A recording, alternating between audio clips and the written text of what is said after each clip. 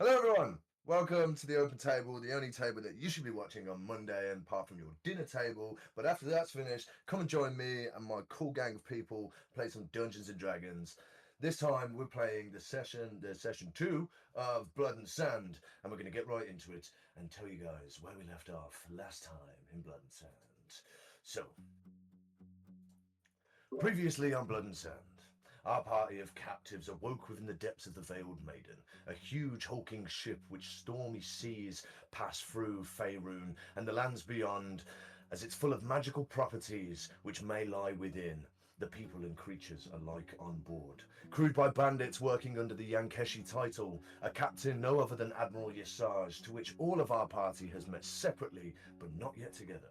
Deucalion, Columbia, Cady, Gruntar, Nox and Nix, you have been captives upon this ship for weeks, subdued, chained, weakened and bereft of any information of where you might be going. You were each introduced to an elven man whose soul has been compromised, Ezra. Now acting as Yesaj's right-hand man on this vessel, made his cunningness more than aware to each of you. Yelena, your ship was recently plundered and sank hours before being thrown into a cell of your own and surrounded by the peering eyes of the party. The Veiled Maiden plays host to many whom spark interest to the Yankeshi, but why indeed have you been left alive? It was a test of your sanity to experience the first immersion through the mists, a tremendous event of interplanar travel upon the Dead Seas, to which all of you were made aware of the remnants of your pasts and visions of your days long gone. As the immersion washed over all of you, you awoke sometime later to find the magically binding cages you were all in had been somewhat deactivated. Now free to roam the ship, but still as captives, as no armor, weapons or provisions were at your disposal, you snuck from your celled corridors below deck and ventured out to see what lay within the Veiled Maiden. An erratic display of chaos had erupted within the ship's body. Escaped adventurers just like you battled with an onslaught of Yankeshi crewmen. Monsters and magical creatures were released onto the ship and began causing havoc within its clutches. You made your ways to a storage room, which you encountered Yankeshi bandits of your own, fought against them to claim weapons and pieces of armor to further your escape. Upon a few of you disguising as Yankeshi, an attempt to deceive Ezra and his large band of bandits upon deck regrettably failed. Yelena, with a thirst for revenge, struck out at Ezra, dealing a devastating blow, to which, as a shadow of himself took place, a deafening whistle rang through the deck, and a huge 35-foot tall, blackened parrot called Cookie slammed onto the deck of the ship. Blue magic racing through its feathers like scars, piercing blue eyes which stared down at all of you ready to attack. With the clutch of the immersion still, blue seas and skies are replaced with racing black and void, white lightning sparking alongside the ship, clashing with radiating blue energies of the crystals affixed to the hull of the Maiden. It is now which you stand ready to face the consequences of your escape, looking for what comes next, as now we play Blood and Sand. Blood and sand. Cool. How are we, guys? Ready to get into this and try not to die? Certainly, certainly. We are going Try to being die. the key word. Exactly. Try not to die is the key word. Yes, indeed. As you all stand now on the Veiled Maiden, you see in front of you this huge blackened parrot infused with this blue aura lands and screeches out to all of you as her talons dig into the wooden frames of the deck. You see Ezra's shape has diminished and turned into somewhat of a shadowy essence of himself. All of the Yankeshi bandits stand around the front of the ship, ready and raring to go. It's at this point that I want everyone to roll initiative. But remember, you don't have to fight if you don't want to.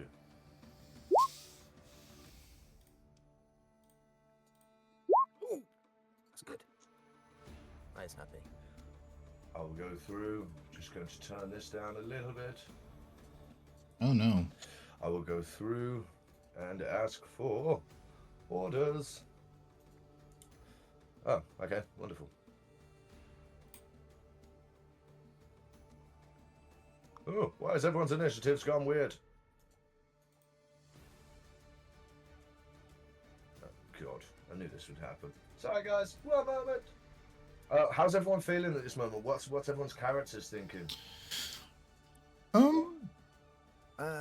Fuck. Yeah, fuck is. Yeah, that sums it up. Yeah, they took the words out of my mouth. Fuck is correct. It is. I want to kill that fucking bird. KD at this point is just looking around, just looking at everybody, thinking, "Oh God, this is going to be fun." I'm looking at it thinking Polly does not want a cracker.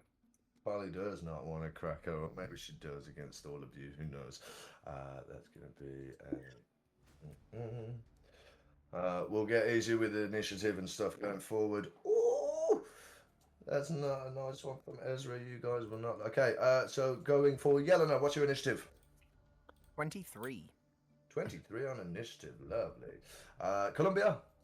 23. 23. Who's got the highest passive perception out of you guys? Perception, probably you. I've got 14. 16. I've also should- got 14. Okay, yeah. I shall put, well, out of the two got the same. I shall put Columbia as 24 then. Deucalion. 3. 3. Lovely. Not to Yeah. be laughed at. Grunter. 10. 10. Katie, is yours correct as 14? It is. Cool. Nox, is yours correct as a 7? Yes. And Nix, what are we going for yours? A 7. A 7 as well. Okay, who's got, do you have Together. both the same? Yeah, twinsies. Do you guys have the same passive perception? Nox, you have a 14. Nix, you have 13. a 13. Okay, I will put you as 6 then on initiative order. Again, guys, you don't have to fight.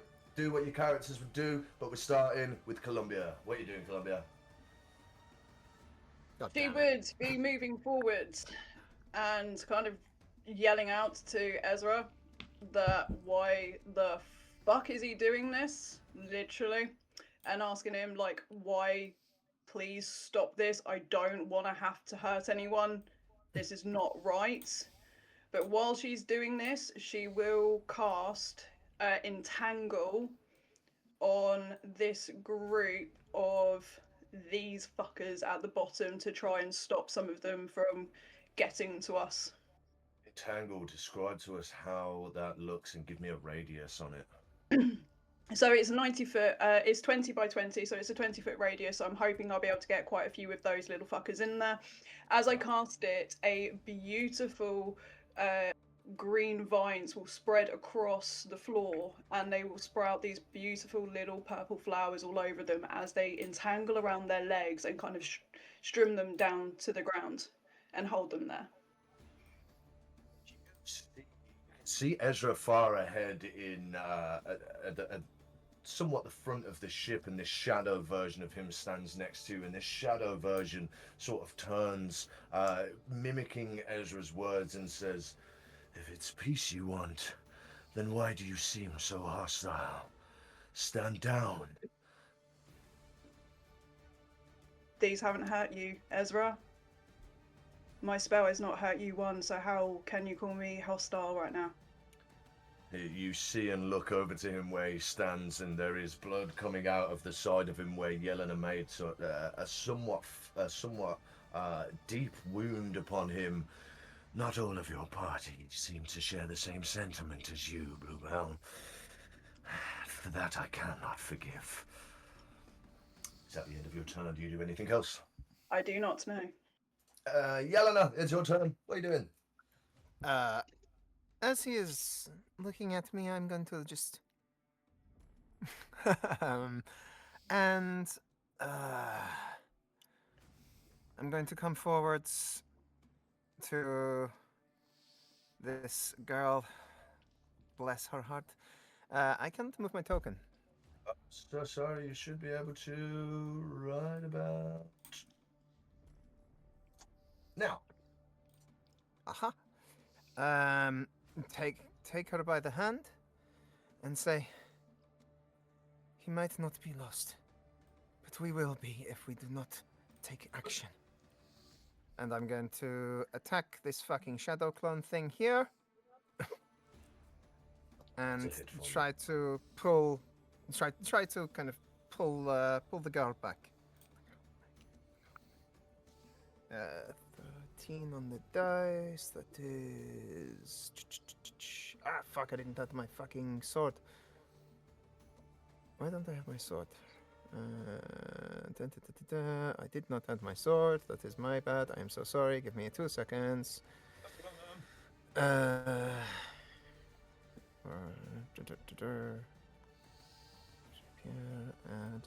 equipment. There we go. Sorry, I'm slowing things down. I don't mean to. Problem at all. There we go. Okay, so 19.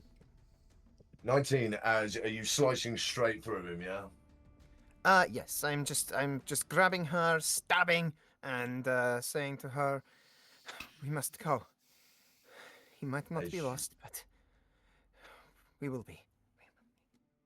As you stab through, you see that your sword, where it should make a connection, just instantly goes through like it's a veil of just cloud, as the form around your blade sort of dissipates as he smiles at you with this smug smile, and just disappears as you've made contact with his echo. And saying that, do you have bonus action? Anything else that you wish to do? I don't think I have any bonus action I can do because I only have the one sword, and it is a rapier, so I need a feat to do that. Fuck you. No, I don't think I have. Oh no, fuck it. I have screw it. Action surge. Fuck it. Nice. Action surge. Yes, I'm going to action surge. I'm going to yell to everyone, "Below decks, now!"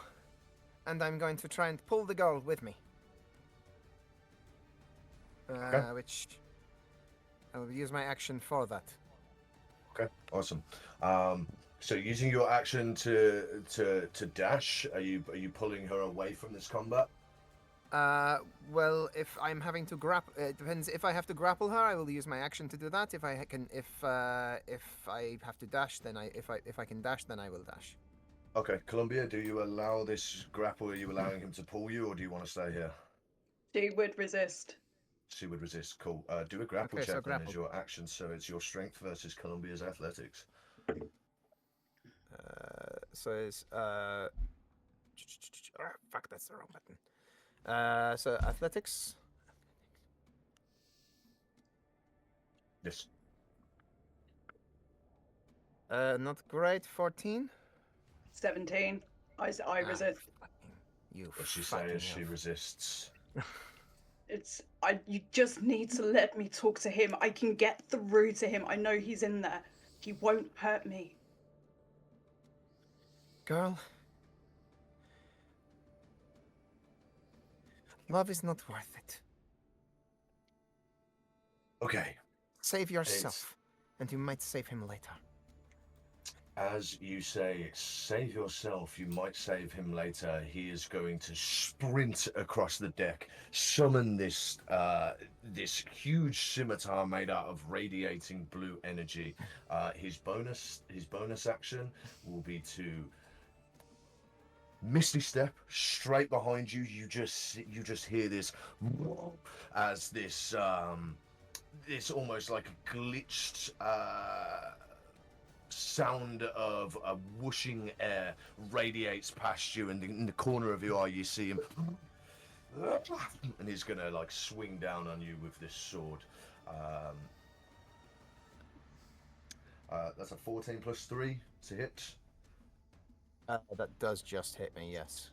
Armor class, and that would be 6 points of piercing damage, followed by 6 points of psychic damage as he finds a spot on your back and slashes down. And then after you feel that first impact of a cold blade hit you across your shoulder, you will feel this like sting right in your mind, as not only has he like hit you on your back and the winds come out of you, but as soon as you recoil forward, it shoots up the back of your neck, this like electric pain.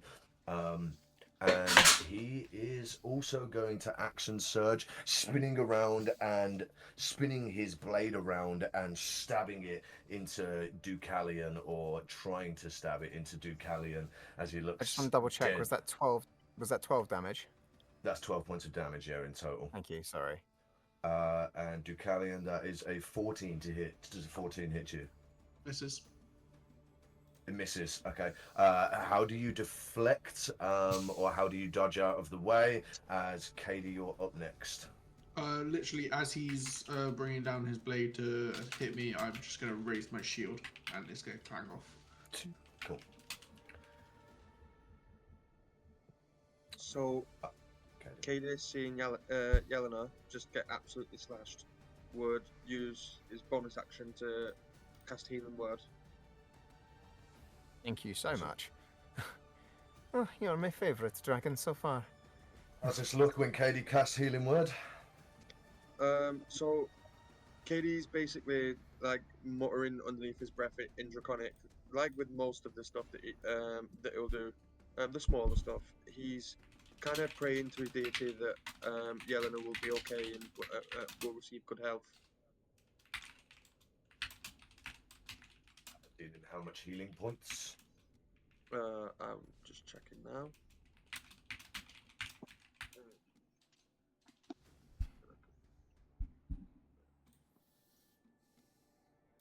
11. 11 points of healing towards Yelena. Awesome. As you feel this rejuvenating sense take over your body, Yelena. Anything else from Katie on this turn? I don't think so. No, Katie would just be stood around the back, making sure that you can keep an eye on everybody. Perfect. It is Cookie's turn. The big old parrot, the corrupted parrot, with Gruntar up next, as Cookie slams onto the deck and down to all of you. She's going to you will see the lights and the gems attached to the Veiled Maiden reflects and sort of pulses along with the radiated pulsing energy that's flowing through Cookie as she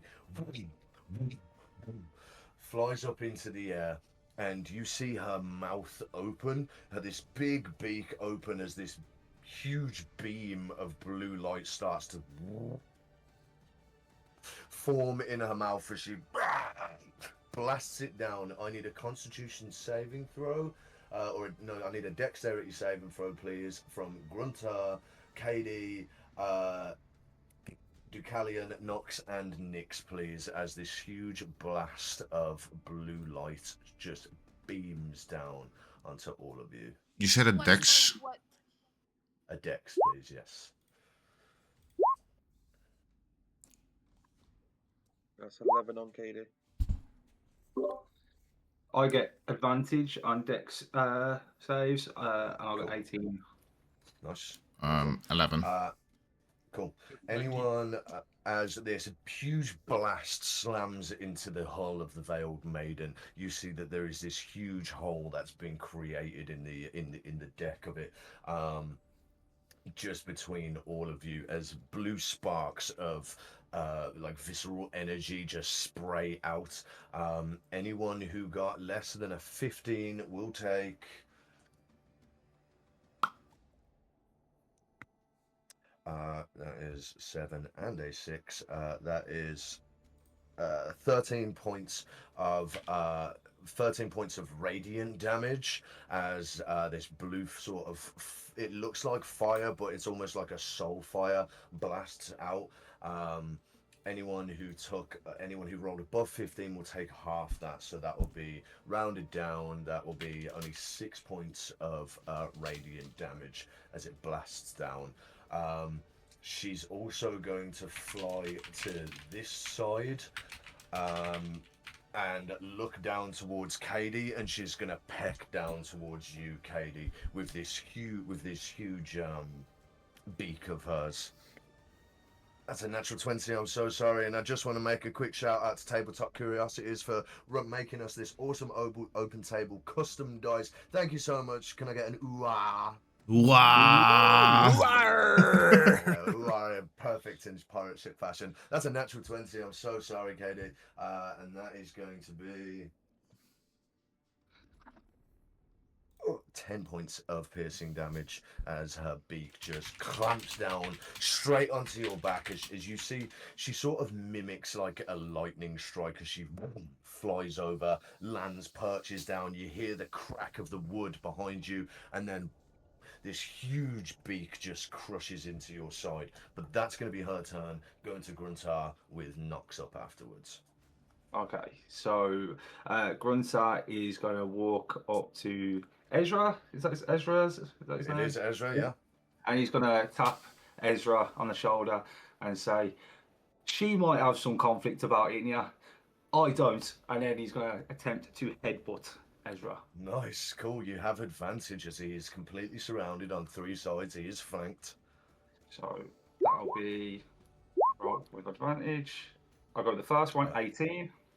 18 as he turns to you, and you see for a second, for a character formidable as this, you tower above him, definitely grab onto his shoulders, and his eyes widen for a second as you deal 4 points of bludgeoning damage to him.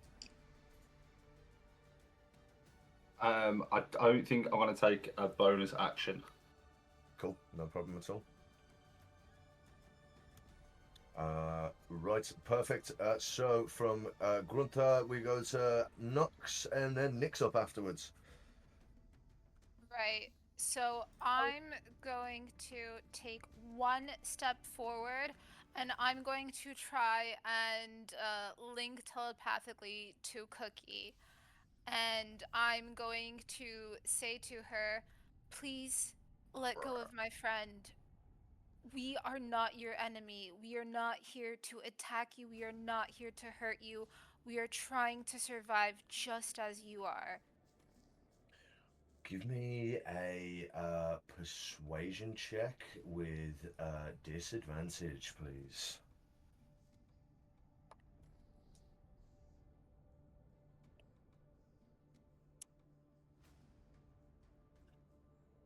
"13." 13. There is a moment where Cookie's eyes sort of flicker or glitch from that blue tone to return to this opalescent mixture within blacks and greys, like somewhat of a natural tone. For a second, as you telepathically link with each other, there is this mimicry of your own eye color within Cookies as she lets go of Katie, steps down, and there's this as she like peers right into your face, Nox. You will hear this siren of screams and just really high-pitched ringing within your head as you physically hear what Cookie hears, just as a base level of control from what's happening to her.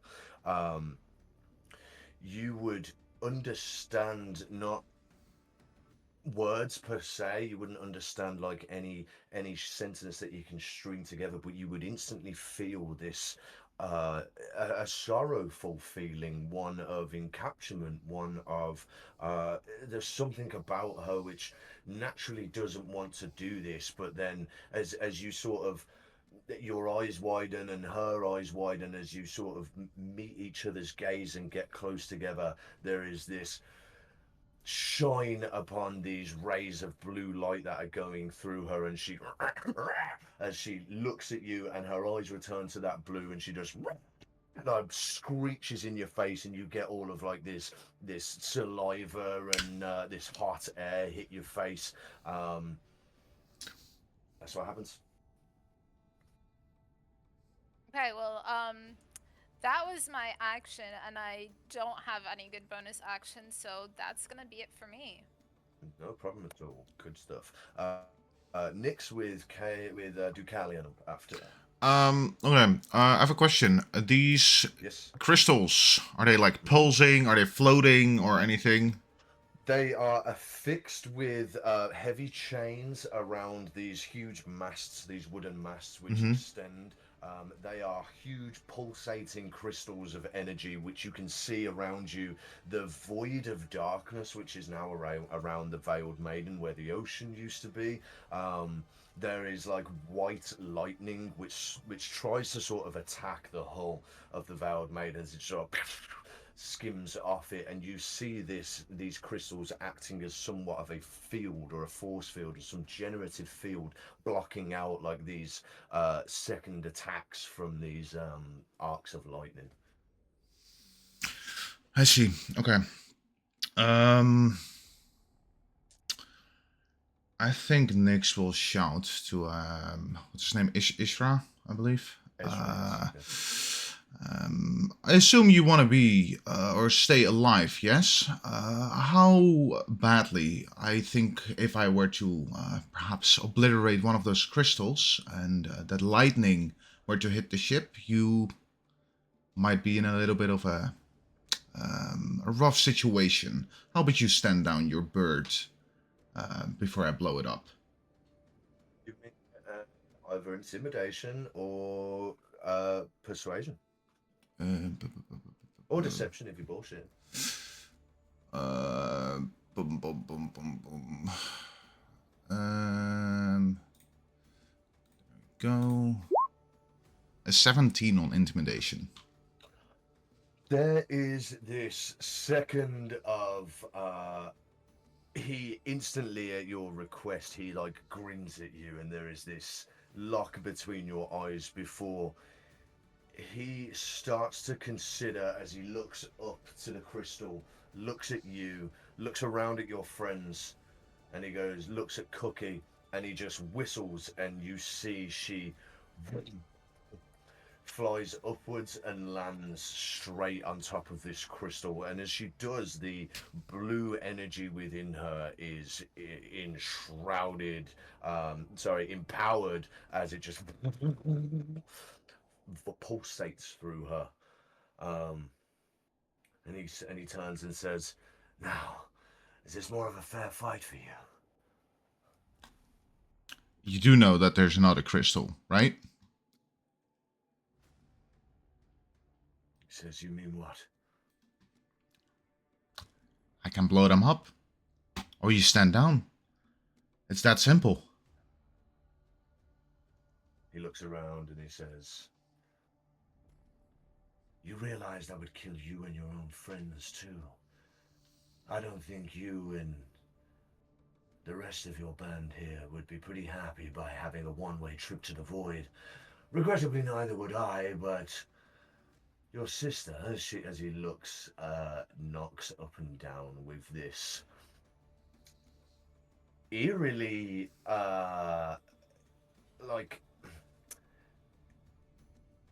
eerily inappropriate look as he knocks up and down.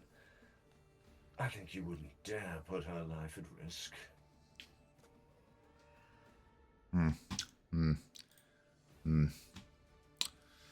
You make a fair point.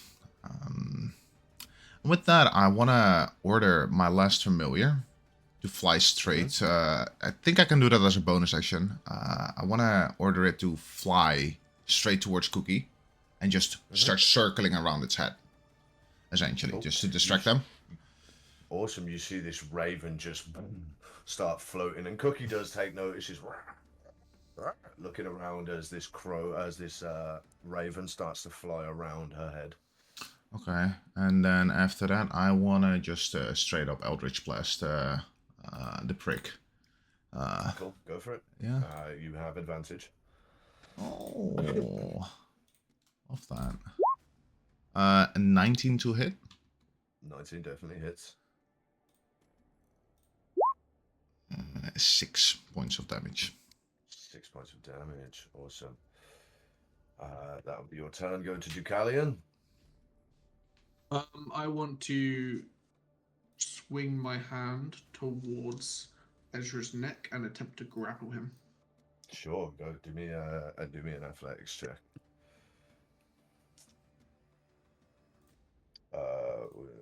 That's a 6 for me. Natural 20. Total 26. Natural 20. You grab him and there is this smile, but definitely held off the floor and grappled. What do you do? I am then gonna walk him over as far as I can to the edge of the ship Mm-hmm. and I'm gonna hang him over the edge. Cool. And I'm gonna say to him, "Call your men off and stand down, or I drop you." As you're holding him, there's this sort of wriggle as he's holding your arm. He stops moving suddenly and looks next to you, to your right hand, to your left hand side, to see Columbia. You really picked a smiley one with this, didn't you? Tenacious. No one better to look after her. As a reaction, he appears behind Nox, and you see you are holding nothing as his shadow, his echo is in front of you at this point as you grip through him and puffs out into shadow. Anything else? Bonus action?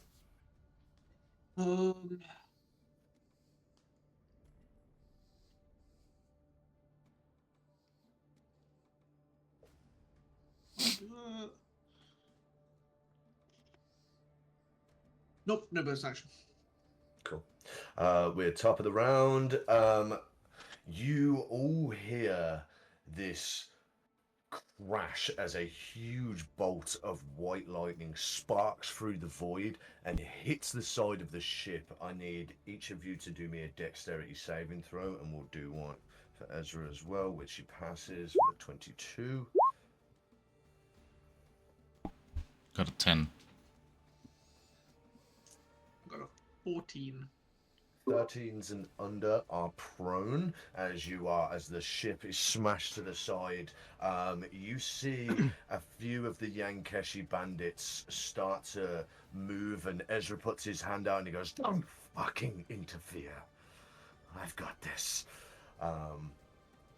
Anyone with a 13 or under is knocked prone as the ship is blasted to the side through part of this blackened void, and you see the sails sort of twist on top as it starts to even out. You even see Cookie sort of like slip off the this huge beam that's leading up on this crystal and sort of hang under it a little bit before climbing back up on top. Columbia, it's your turn.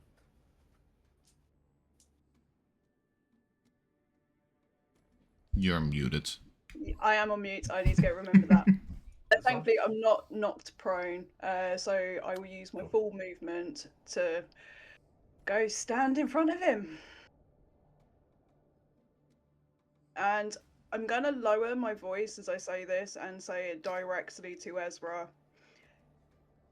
And what Columbia will say is, "I know you're in there, Ezra, because you didn't hurt me like you did everyone else. You asked me to sleep through. It's obvious you still care. Let us go. They're all prisoners like you prisoned me. Is that what you want for me? To send me off as a slave? Or I will bring you home. I will bring you back to me as long as you let me try. Let us live and we'll bring you back."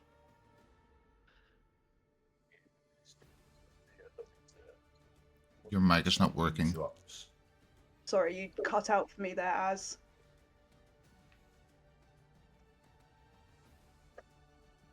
Can you hear me now? Yep. Can you hear me now? He looks at you with the sincere look as his smugness drops out from him, as he looks. A little bit of rage crosses his face as he goes, "You wasn't even meant to be there that day. But what can I do now? Huh? I'm not gone, Columbia. I'm not a different man than I once was. Wrong place, wrong time, sweetheart. That's all it is. If I could deliver you back to your parents safe and sound, believe me, there's a part of me which would. But things have happened now.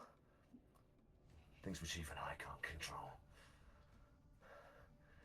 I'll spare your friends. if they all agree to comply and be sold as slaves. As will you. I know you can be saved, Ezra. I know you can be, and I know you still fucking care. And I don't give a shit what has happened. You can, I can forgive anything that's fucking happened. I don't give a shit that I was in the wrong place, wrong fucking time. You won't hurt me, and I know that. Because you fucking held me where you stabbed my new friend. You had every fucking opportunity to hurt me in that fucking cell, and no, you crept down there to make sure I was alright, and to tell me about sleeping through this fucking bullshit, and you were in my dream, whatever the hell that was, and you were still there, screaming for help. So let me fucking help you. He stops for a moment, looks to the side where all these Yankeshi bandits sort of stand proud and tall. He looks at them, looks back at you, and says quietly, "I'm sorry, but the nature of this game has changed. That will be your turn going to Yelena."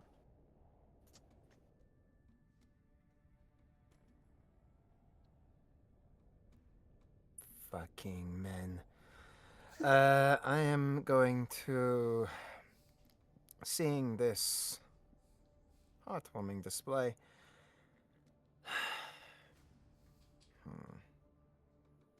Yes. I am going to. Can I get to him? Can I get to him? This is the big question.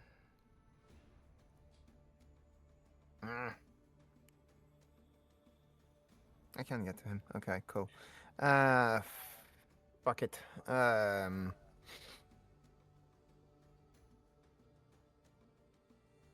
going to no, fuck it. I'm gonna run at him and I'm gonna just fucking hit him with my rapier again and cast Booming Blade.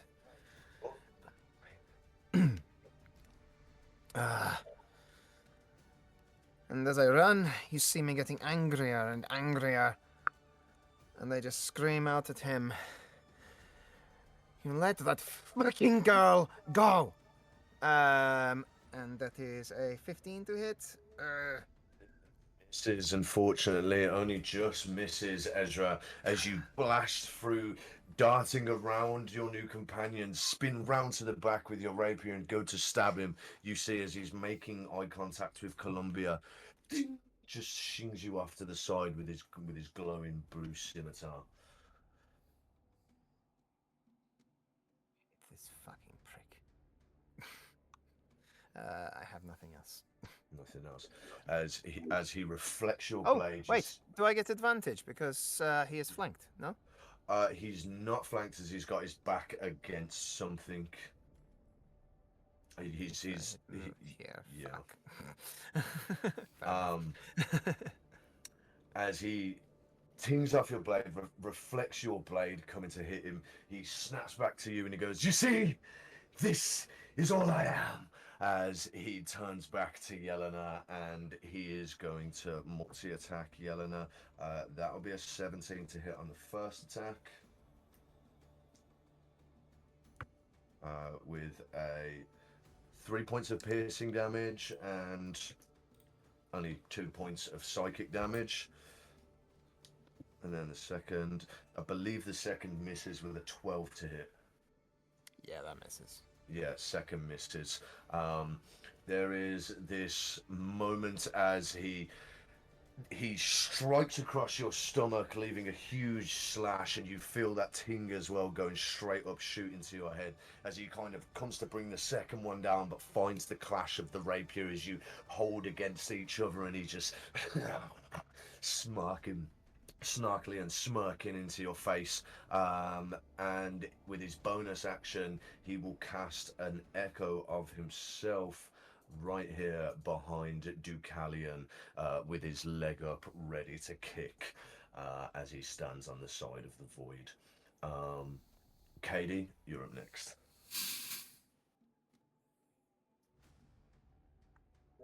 So, Katie's looking really, really beat right now, like seriously blooded, and he's also prone. So he's gonna stand up, and he's gonna cast Cure Wounds on himself at 2nd level. Awesome. How's this look? If you're self-healing? So it's again, it's like that praying sort of situation, but this time it's not even in Draconic. He's 2 feet up.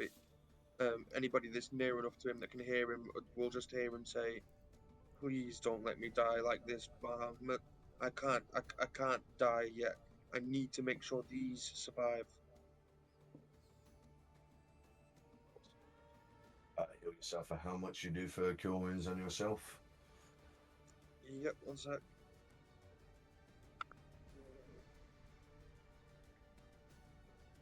I believe it's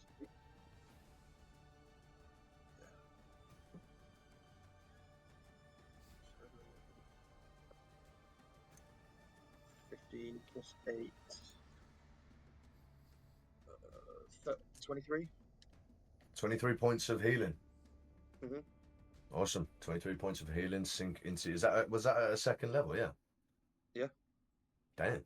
Okay. 2d8 plus 8. Yeah, it is cool. Fucking hell, near enough for a full hit from that. Awesome, cool. You fully restore yourself. You would feel the grace of Bahamut, enshrouding you, finding you within this void area, healing yourself, and you see the huge visceral marks that Cookie had dealt upon you heal up over your scaled skin. Anything for bonus action? Yeah, so for his bonus action, he'd actually use Abraham's Fireflies. Okay. Roll that. 13 plus 6. 19. Are you going to hit Ezra?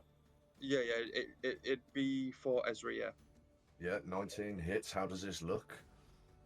So it'll just be like it's just a swarm of fireflies. It's like it literally comes up from around the sides of the ship and from places you wouldn't even. It's kind of like they form out of nowhere. They just start floating around and they just instantly swarm directly for Ezra. Damage. There is no damage for it. I don't think it's just purely distraction. Okay, pure distraction. Cool. What does it do? Does it give him disadvantage on anything, or Disadvantage on any concentration rolls? on any concentration rolls? Cool. Awesome. Gruntar, as you look up, you see Cookie on the edge of this crystal, just down towards you, and she's gonna jump off and just try and land on you. Give me a dexterity saving throw, please. Hey, again, I've got advantage. 8. Does not, as she lands and slams her talons onto you, pinning you into the deck. She is then gonna, as she's holding you down this sort of dominant way, she's gonna rear up as her talons are pressing you. She's gonna spread her wings, and as she does this, this blue energy shocks out of her wings, and you see that this like soul-like blue wave of pulsing energy just goes out. I need everyone to do me a Constitution saving throw, please.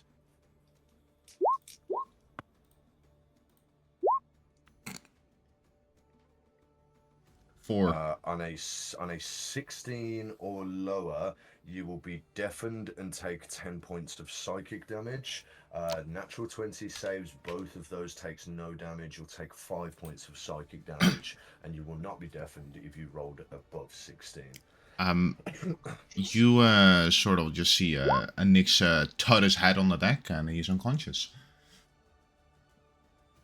Yeah, decaying, Yelena- down and is unconscious.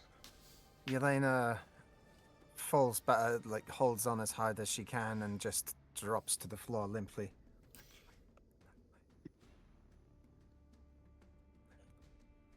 It's at this point where Ezra, are you still conscious, Columbia? Very much so. You're unconscious, yeah. You see, or anyone else would see, Ezra catches Columbia's head and doesn't let it hit the deck. And he Oh, says, I'm still very much up and conscious. "Oh, you're up and conscious." Yeah, I'm Oh, still okay. conscious. Then he's gonna turn to you, and he's gonna say, "There is much you do not understand. The Yankeshi are no simple bandits, Columbia. I didn't just give myself to them. Every part of what this is that I am now takes more than it gives. I want you to see for yourself one day. I really do. But right now I can't." As he lifts his sword up and turns to your friend, turns to Yelena on the floor, puts his sword up like this, and you I hear jump in this. front. Reaction, I jump in front. The second you stand in front like this, as he holds his sword, there's this moment of luck between you both as he's fighting the urge to. And regrettably, he brings his scimitar up, his glowing blue pulsating blade scimitar, and he goes to swing it down onto you, and you hear "Stop!" and he just holds it in place as he shouts "Stop!" You see that he's looking at you, and then a sudden gloss of fear comes over his eyes. You see Cookie instantly let go of Gruntar, flies up and lands on this huge pole up here. You see Ezra's echo, which is just about to try and kick Deucalion off into the void, instantly snuffs out as you hear "Stop!" You all stand there, some unconscious, some subdued, beaten, as you hear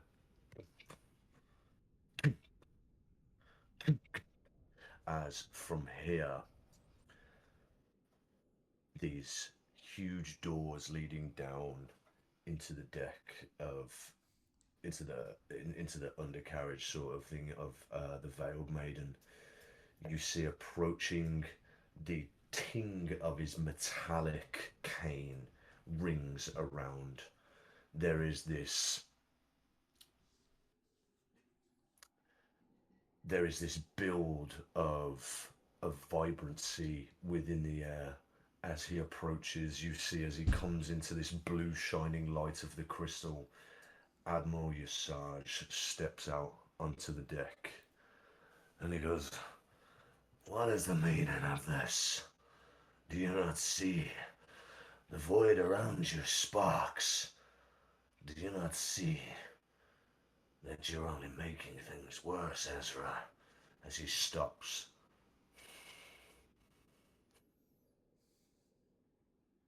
The blueness in his blade dissipates, so he only holds the hilt. He vanishes from in front of you, Columbia, and appears straight in front of Admiral Yesaj. He bows slightly. "The captives escaped, Admiral. I was only doing..." He goes, "Ezra, my boy," and walks up to him, puts a hand on his shoulder. "You should know better. Besides, it isn't their fault they want to live. Isn't that the point of what we're doing here? To give them a chance at such things. Stand your man down." As Ezra looks up and all the Yankeshi sort of stand with these blades, psionic blue blades in front of them. As he walks past him, you see this hobble as he walks up to you all round here. Impressive. I haven't seen such tenacious spirits fight together like this in a while. Maybe I've been away from the Garden of Sand for too long. Either way, I must commend all of you. Although, fighting against one measly elf, as he looks back to Ezra, Ezra sort of looks at him, and as they catch eye contact, straight back down to the floor. One measly elf isn't contest enough. No. I think it's probably best, if you wish to show your prowess after all, for it to be a fair fight. Don't you think, darling? As he looks to you, Columbia.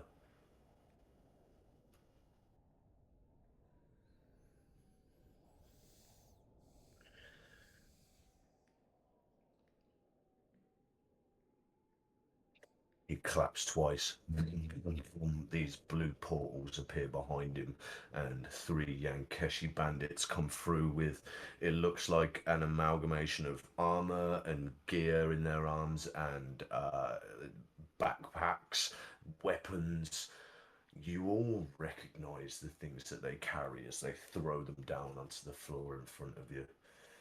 He walks away a little bit and says, "Mutiny is not something I take lightly on the Veiled Maiden. I cannot blame my right-hand captain here for doing what he thought was best. And I cannot blame Cookie for defending her. But I am, after all, the admiral of this vessel. And if I wish to throw you overboard, well, every single one of you know I have the means to do this. But I think you deserve a bit of a chance." He takes out of his pocket this vial of blue sand which pulsates, and as you see he takes it out, the crystal above and Cookie's veins that pulse through her, the veins that pulse through his very face.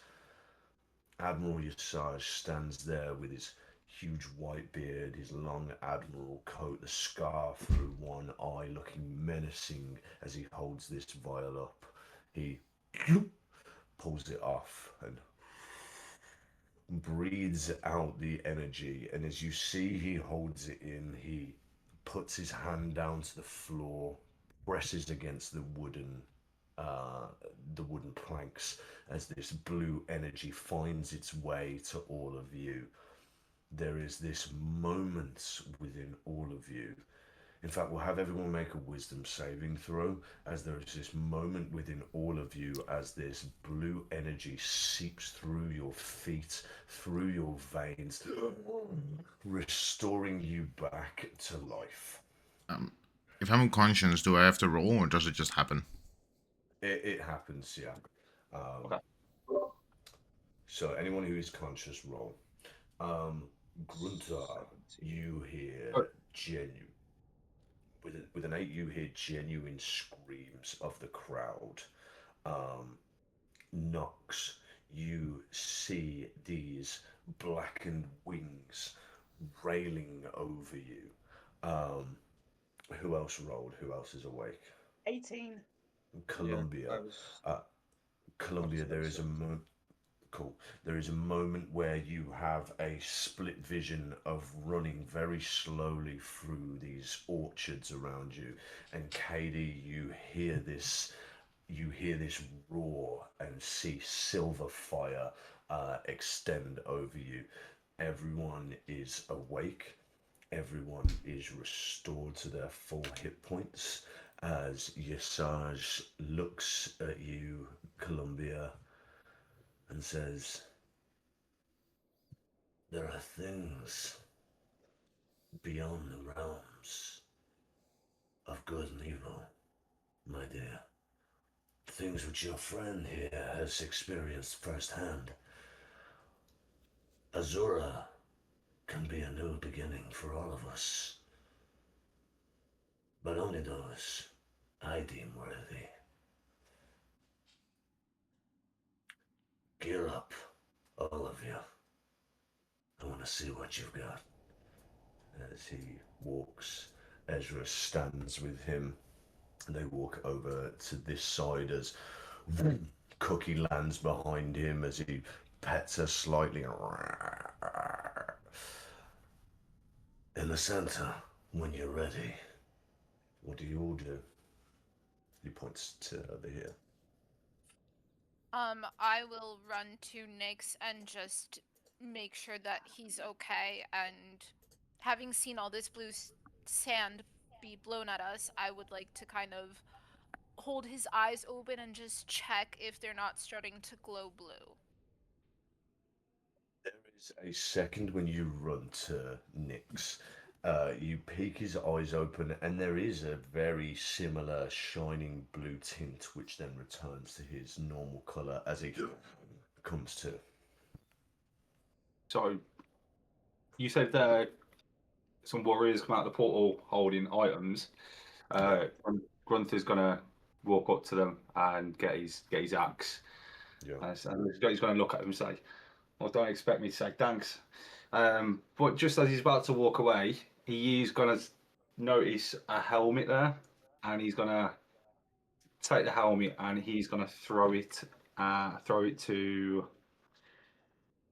Deucalion. There.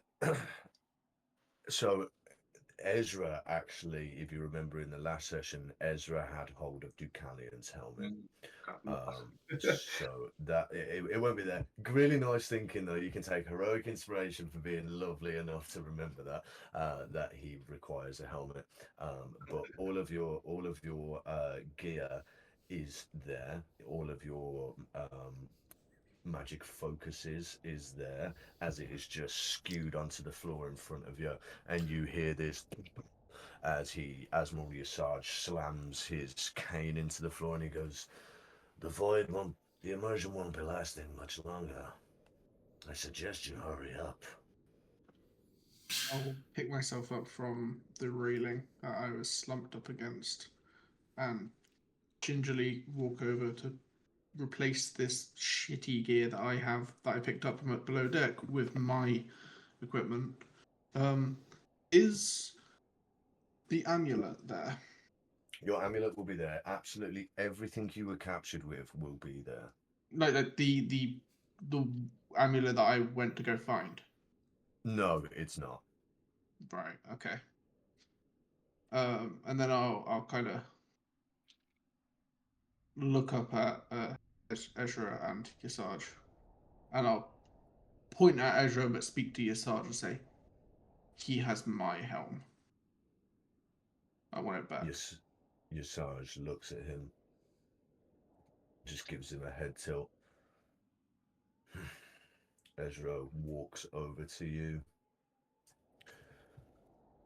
pulls out of his long coat your helmet, looks at you and goes, "Good. I was just about getting sick of seeing those fucking scars anyway." Places it into your chest firmly. Don't let the Admiral down, will you? As he walks back over. I'll go rejoin the group and put it on. Question: did he ask us to go in front of this blue? Yeah, he asked you to go into the centre here. Oh. Grunther had walked over there, by the way. Cool. The rest of you, Katie, what are you doing? Katie's just picked up his gear. Extremely happy that he has his staff back. That's his main worry. He has his staff. He checks the wings, which are on the top of his staff, to make sure nothing's damaged or anything. And then he's just gonna go to where the Yesaj told him to be.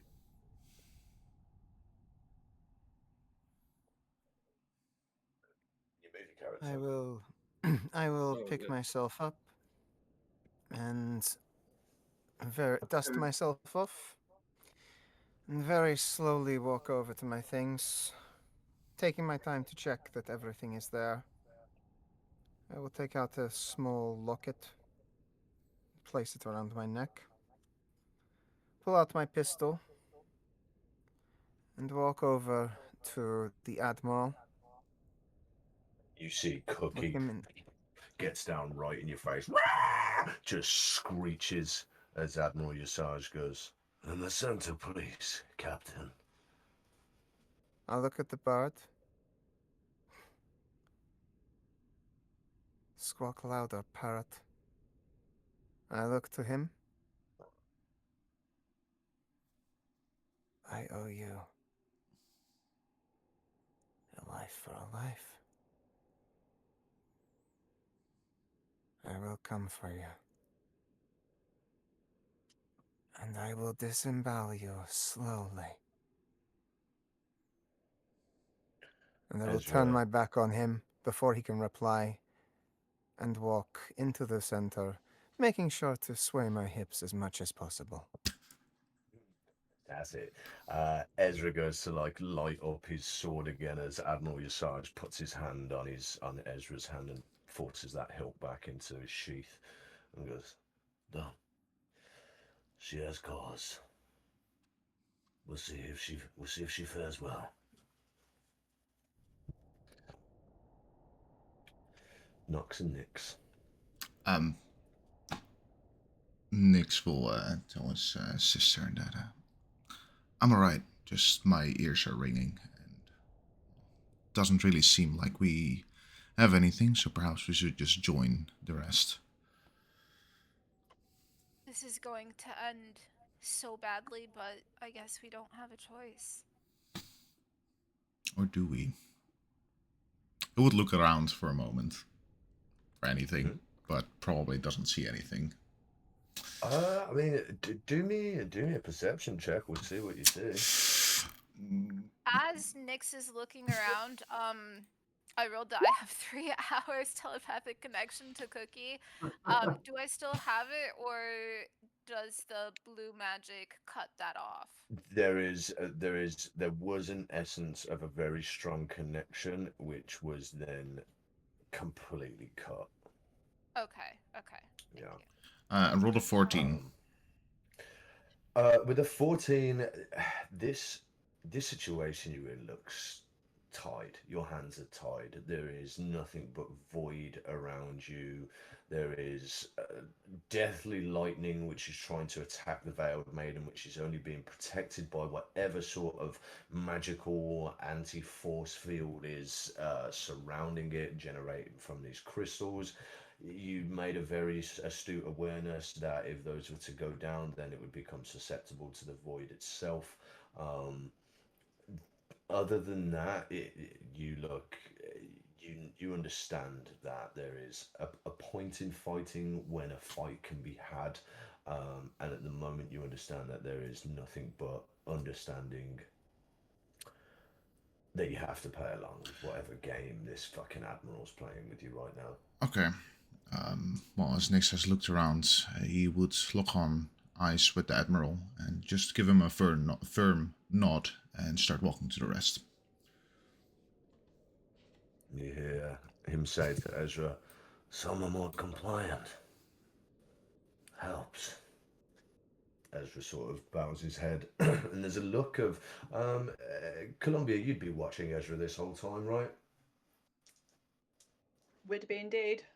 Cool, give me a perception check. That is a 19 on the dice. There is a look of being told off by your superior, but also a look of disappointment in his admiral's way of being. Ezra's not any way, shape, or form comfortable with his role in this situation. He's very much He's a formidable presence on this ship, but one would be thinking you know Ezra's facial expressions, you've grew up with him. You would know that he feels in this moment just as much of a slave as you do. Yeah. Does everyone join in the center? Nox, if you want to put your character into the center, that'd be great for me. Yes, I will, but before I move, I will just mutter under my breath, I'm getting sick and tired of playing nice. As you walk over. So, Anything? yeah, I was going to say. So, I guess as this is all going on, and we're all in the centre, everyone's you can see that Grunther's just starting to limber up. Like this is like situations he's been in throughout his whole life in the fighting pit. So like he's very much used to this, and he's just gonna few words of wisdom. Stay close. Don't let them get behind us. And anyone who tries to be a hero normally ends up brown bread. You see Yesaj steps forward slightly and says, "Friends, we truly have something special. Or perhaps I'll just die. Fear not, the immersion sometimes does this. The Azura promises great power, but it can be a bit finicky at times. Hence the escapees, but you all did well, and you all shall be rewarded for this. But let this be an example to any of you. The Yankeshi and the Black Fleet are not to be stifled with." Turns around to look at Ezra. "You understand?" As they all stamp their feet, and hold these blades up to their face. Ezra looks up to him and nods.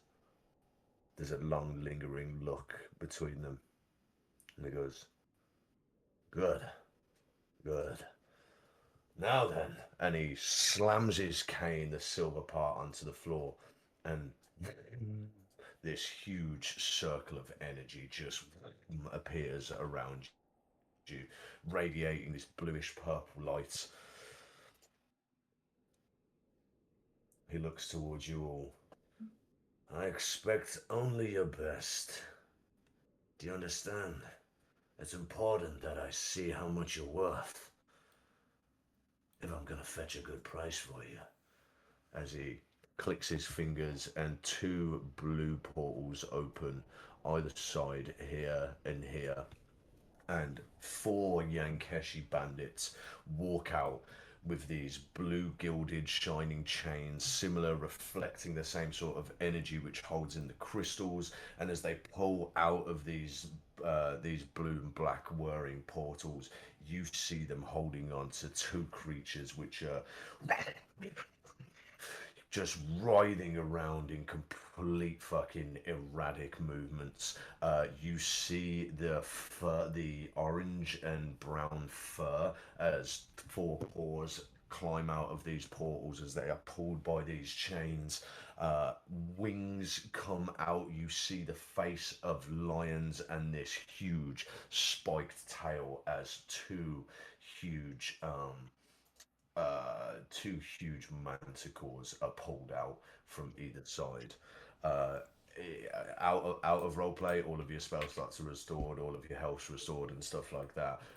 It's all replenished as Yesaj looks at them as they're all holding this. They look at Yesaj and they just nod. It's at this point where they let go of them completely. And I want everyone to do me a roll initiative, please.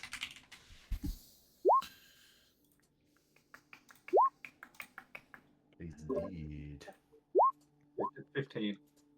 Just to be clear, is the level 1 exhaustion gone as well, or is that still Level 1 exhaustion will be gone, yeah. Okay. 15. Give me just a moment. I'll go through and ask for numbers. Give me a sec. Just as a rule of thumb, yeah, when I ask for initiative, I'll just ask through characters. Okay, I'm gonna roll for my manticores. Very quickly, because I had exhaustion level 2. Yeah, So would go back- it got retconned to 1. Oof. Okay, so it's now at exhaustion level 1. Thank you. No, no, it's 0. It's 0 now. Oh. No one has exhaustion now. Thank you. Whatever. If anyone would like to do me just a wisdom check to try and understand what the fuck happened, be my guest in terms of getting restored. It was more than welcome 15. to. 15 on a wisdom Natural check. one. Oh, wait, 15 on wisdom 23. check, yeah. 6. 23 on a wisdom check. Okay, 23. You heard the words. So I'm going to restart this music in just a sec. You 16. heard these words, Azura. You saw what happened. Columbia, you're starting to piece together. Ezra's a lot stronger than he used to be. You feel rejuvenated in yourself. You saw that vial that came out of Admiral Yesaj's pocket. You know that whatever is in there has restorative powers beyond anything that you've seen in such an instant. Something so small that was blown out across all of you and your new party members restored them that much. This shit is powerful. It comes from something you do not yet understand. But with a 23, you are starting to piece together why there are magical creatures aboard this ship, what is going through Ezra, what is going through Cookie, what is more importantly going through the Admiral, and now has coursed through all of your veins as well. Nyx, what is your initiative? I had a 12. 12. Gruntar, what is your initiative? 15. 15. Cool. Columbia, what is your initiative? 9. 9. Yelena? 15. 15. Your passive perception, please, and Gruntar, your passive perception, please. 14. 8. 8. I will put you at 16 then on the initiative, Yelena. And finally, Deucalion, initiative, please. 17. 17. Yeah. 17. Awesome. Okay. You stand in this circle of pulsating blue energy as this manticore right here steps out, roars at all of you, and just sprints across the deck straight here. It spins as this huge barbed spiked tail spins round and is going to try and smack Nox straight. It will be that's going to be a 23 to hit, dealing D8 plus 3, 5 plus 3, so 8 piercing damage as you feel these barbs stick straight in your side. I would like to take a reaction and Sure. rebuke the violent on that manticore. Okay, So like what happens? my eyes kind of glow and I aim my morning star out towards it, and this like radiant energy flies towards it, and it needs to make a wisdom saving throw. Wisdom saving throw. Give me just a sec. Let me see what its wisdom is. A +1 to Manticore's wisdom. 13 plus 1, 14. Okay, that does succeed, but it still takes half damage, so it takes radiant damage equal to the damage it just dealt, but half on a success. Okay, so wonderful. So Nox still takes the damage, right? Yeah. Cool. It's multi-attack. It's gonna actually, as it's sort of like running, it's gonna use its full movement speed to just strike across the three of you, stopping it around here where Columbia is. It's gonna go to hit on Katie. That's a 5 plus 5. That's gonna miss. And Deucalion, that's a 13 plus 5. Does an 18 hit Deucalion's armor class? That just hits. Just hits, dealing 5 plus 3 again, 8 piercing damage as it runs across, and all of these spikes on its tail just slashed across all of you. Katie just putting their shield up just in time. That's going to be the Manticores go, or Manticore 1, let's call them. Katie and Deucalion. So Katie first, Deucalion up next. So, Katie, seeing and knowing everybody's in good health, would just try and do a little bit of damage. He'd probably bring out his spiritual weapon. Cool. Give me just a second. I have that. I have that. Ping for me where you want to put it. Probably around here. This huge mace of like radiant silver light just appears. He'd probably swing it at this one here, to be honest. Cool. Should we say here then, as it needs to be next to it? Cool. That's fine. Short, go to roll to hit for me. Yeah. Oh no. 3 plus 6, 9. 9 does not hit a manticore, I'm afraid, as it swings wide as it flies up a little bit. It doesn't like emerge, it doesn't like take flight. It just sort of uses its wings to move out of the way as it swings at it. Anything else? No, that'll probably be it. Cool. Deucalion with Yelena up afterwards. Go a step closer to it and swing my Morning Star down onto it. Awesome. Roll to hit.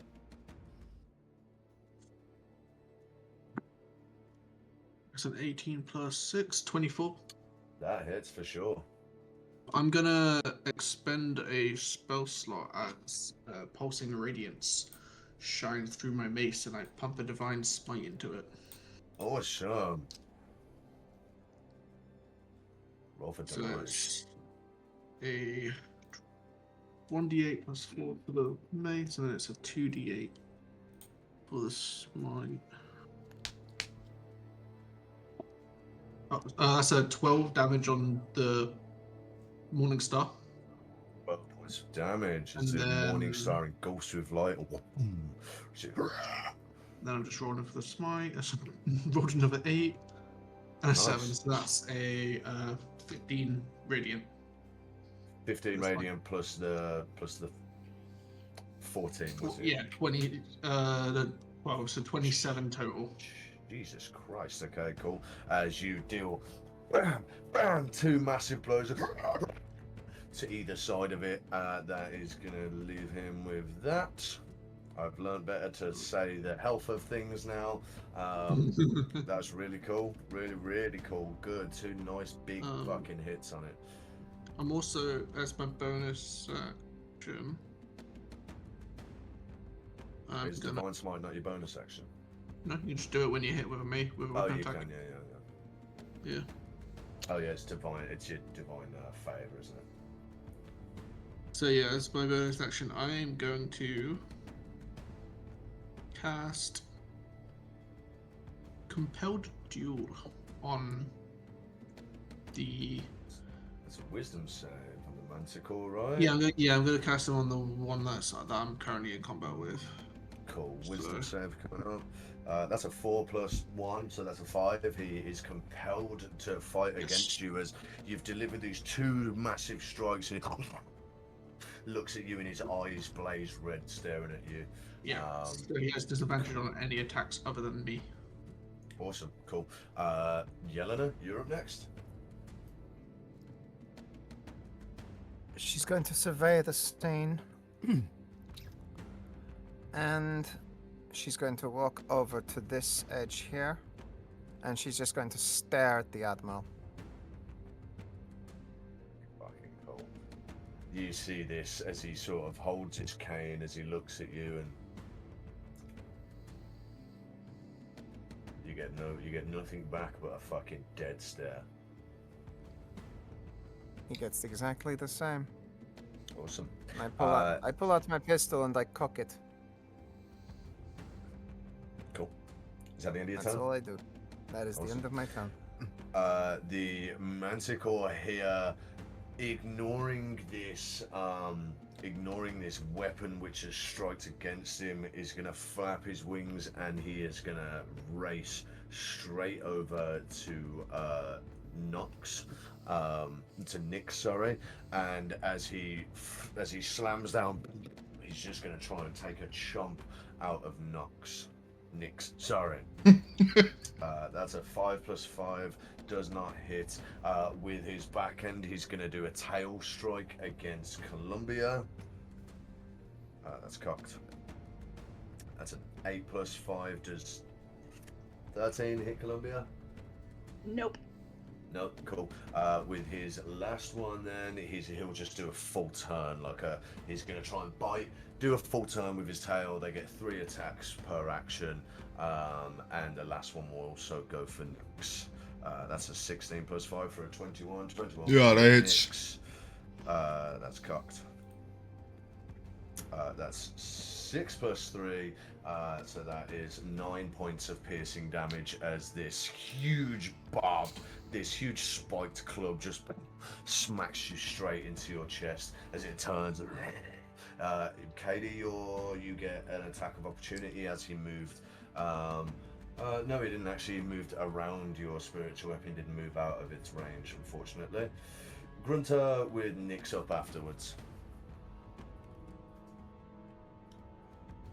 Okay, so Grunter would usually just lay back, but this is different. He's getting to know the people he's with a bit more, so he does feel a bit more inclined, not just to let you guys take too much punishment. He's going to look at Yelena though and go, if you're about done eye fucking the captain, do you want to get stuck in? As he starts to walk towards this first manticore, and he is going to try to hit him. Now I don't have a great axe, but I do have one of these left over from Christmas, so yeah, he's going to take a swing with his great axe.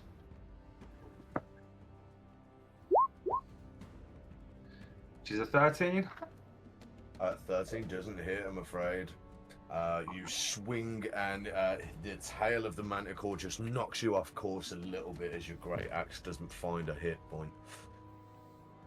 Just misses him. That's fine. You have 2 attacks per action. I don't think. Are you asking or telling me? I don't think I do. I'm asking. No, that's fine. Oh no, I don't believe that I do. So I'm just going to look a bit frustrated. I'm not going to use a bonus action. Cool, no worries. Nox with Nox up afterwards. I wanna after getting hit by the manticore, I wanna cast Shadow Puppets on this one. That would be. What does this look like / require? I have my my ring for my focus. Sorry. It's essentially just the shadow of the manticore. I want to say entangles him or grips its paws. Putting it in there. But roll a 13 on it. Is what it said. So don't think that hits. Right. 13 just misses, I'm afraid.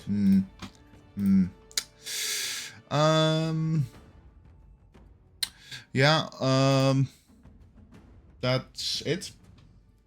Cool, no problem. Good stuff. Nox. God, this is going to be so hard throughout the campaign. It'll be great. Yeah. Am I able to squeeze past Columbia and Deucalion, or is there not enough room? Like between them? You can spend some of your movement getting through there. If there's 5 foot left, yeah, you can get through. Actually, no. I'm going to use my super duper special ability, Blessing of the Raven Queen, and Awesome. I'm going to. Oh, that is so perfect. Exactly 30 feet, just what I need. And Nice. I'm going to try and stab the manticore from behind. And It is hopefully. flanked, so you have advantage. Awesome. Awesome, awesome, awesome. Let me do that again. No, okay. 23 to hit. It's big time. That will be 14 because 7 piercing and 7 from sneak attack. From sneak attack. How does Blessing of the Raven Queen look for Nox? You see, or probably just Katie will see, and maybe Elena if she's looking back. Nox take a step forward and then kind of poof into a bunch of feathers that kind of float down after her, and she just poof appears behind the manticore. Awesome. Stabbing was it with your rapier, your dagger? Your dagger. My dagger, yes. Cool. As it's focused straight on Deucalion, you have a perfect opportunity. Where are you going for on this manticore? Its whole body is at your disposal. It is completely not aware that you've appeared behind it. I will try to go for its Achilles heels. As you slash across, there is this jolt forward as you slash out one of its Achilles heels. Awesome. Anything else from you? No, that's pretty much all I can do right now. Columbia, what are we doing? As Columbia has never seen these flying winged massive beasts before, she would start screaming, "Holy cow, what the fuck are these things?" And then if anyone is looking in her general direction, they'll see a poof of fucking purple smoke the whole way around her as she releases her spores. And as they finally kind of settle into place, because she's so fucking petrified, she'll kind of glance over her shoulder towards Ezra with this pleading look in her face of, "What the fuck do you want me to do here?" But kind of stilling herself. I was going to say, you see this reaction of... Seeing that, she will kind of go, right, internally, I can fucking do this, and as her bonus action, she will then cast her Flaming Blade, which will come out in the shape of a scimitar, but all of those flames are actually in bright purple. And she just steels herself with it kind of raised high, the other hand kind of in a little fist of determination, as she just kind of now stands here of, "Okay, let's do this." Your first action with the spores, does that do anything, or was that flavor? No, that is pure to, I have to release them, so it's an action. It's a part of my wild shape, so it's an action to kind of release them first. Awesome. What's the radius? It's 10 foot around me. 10 foot, and then purple, right? Yeah. Wonderful. All these spores surround all of you.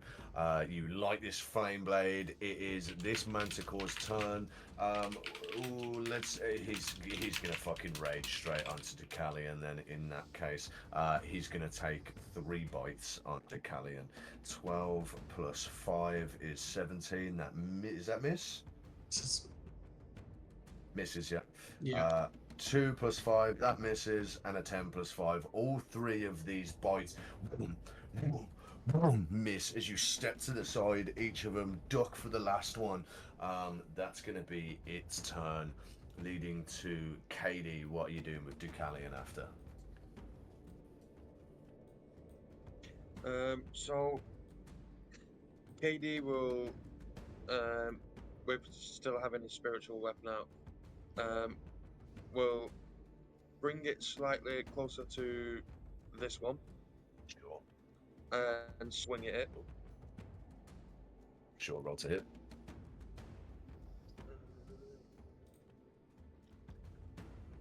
Oh god, natural one.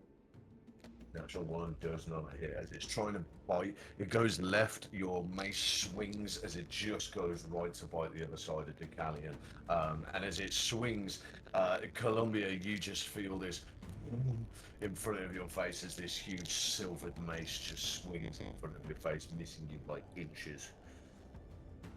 And then for his main action, he's just gonna Katie's gonna sidestep this way a bit to make sure that he's not hurting nobody in the process, and just direct a guiding bolt straight at the same one. Your mic is acting up again, Az. Oh my god, you wouldn't even believe me. Thank you. Thank you. Need a new Natural one. 20. I believe you, dude. It's what D&D's about. Who would lie? Why would you lie? Natural 20 and a guiding bolt. Oh, natural 1 to natural 20 is insane. Okay, I love that. 4d6. Hold on.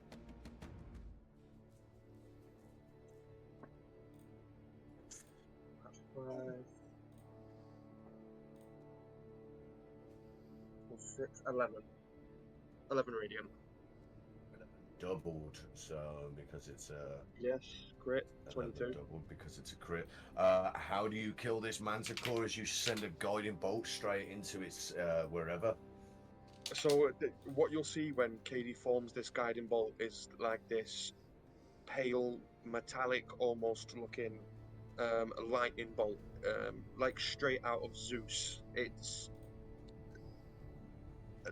like these sparks are all across this bolt, and it just straight pinhole, like the size of a 9mm bullet, straight to where the heart had been directed. And as it goes for that last bite and tries to swing its tail, there's a just falls and slams onto the side, onto the deck of the Veiled Maiden. Awesome stuff. Perfect, perfect, perfect. That's going to be your turn. That was action, bonus action. Ducalion, what are you doing? I am crossing around to the back of this manticore. Awesome. He's flanked. And I'm going to swing at him. Nice. Give me 2 attacks with advantage. I mean, just one attack with advantage. Oh, do you not have 2 attacks per action? No, last turn it was just the attack and then the smite. Yes. Yeah, sure. Give me 1 attack with advantage then. Thank you for telling me. You could have took 2. That's a 16. 16 hits the manticore, yeah, as you turn around and smack him with your Morning Star. I'm going to put my first line to it and do Divine Smite. Awesome. So I rolled max on the bottom Morning Star again, so 12. Nice. And 12 then points. for the smite, 6 for 9 radiant for the smite, so 19 damage altogether. Shit, cool. Awesome. Perfect. As you give him a crack on the back of his hip, he turns towards you. Not 19, sorry, 21. Sorry. 21, yeah, no Yeah. problem. Cool. That'll be your turn, right? Yeah, no bonus action. That would be Yelena. What are you doing? Are you still having an eye fuck contest with the Admiral? I'm still eye fucking, yes. And I pulled up my sword and I'm just gently poking at the shield. Give me an intimidation check. You. Oh, that's good. Where are you? Oh, nice. 23. I'm not going to tell you what that is. There is a moment between you as you look at each other where his raised eyebrow of smugness drops slightly. You see the slightest hints of, oh shit, I've pissed her off. followed by a whisper into Ezra's ear as Ezra bows and walks off onto this side of the ship behind Cookie. And that's it. I don't follow him. As I see his eyebrow drop, I smile a little, and using thaumaturgy, my eyes turn black, and my smile extends a little further than is natural, to look somewhat more devilish and toothy. He steps right up against the barrier.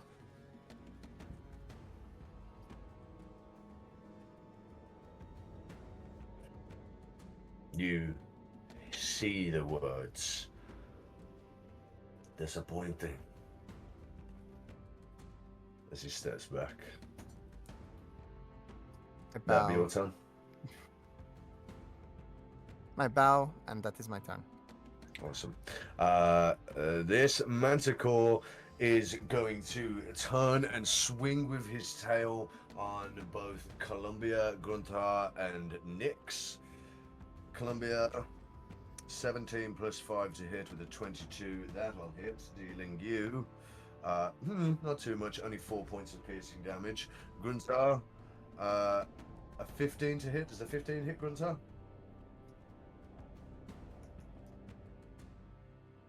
Yes. Yes. That's 7 plus 3 points of piercing, so that's 10 points of piercing damage. And a 14 plus 5, which is a 19, will hit Nyx, dealing 8 points of piercing damage. Can I use my reaction? Yep. For the rebuke the violent. Sure on, thing, and that's a wisdom saving throw. Wisdom That's save. 10 plus 1, 11. It fails, so it takes 4 Fails. damage of 8. Yeah. Perfect. Cool. I'm getting good at this, guys. Gruntar with Nyx up afterwards. Okay, so Gruntar is going to attempt to pounce on top of the manticore. Yeah. Yeah. It's fucking huge, but yeah, you jump on top of it. I can just jump on top of it. That's fine. Like, I mean, are you looking to do a grapple? Are you looking to just get on top of it, sort of thing? just to get on top, so I can take a big. Okay. quick I'm thing. gonna do a. I'll do it in here so we can all see. I'm gonna do a dexterity saving throw. Your AC is what? 13. 13. It fails. You jump on top of it. Okay. Now, as I'm kind of straddling it, I'm going to swing my great axe right above it. 14. 14 is his armor class. That hits. Brilliant.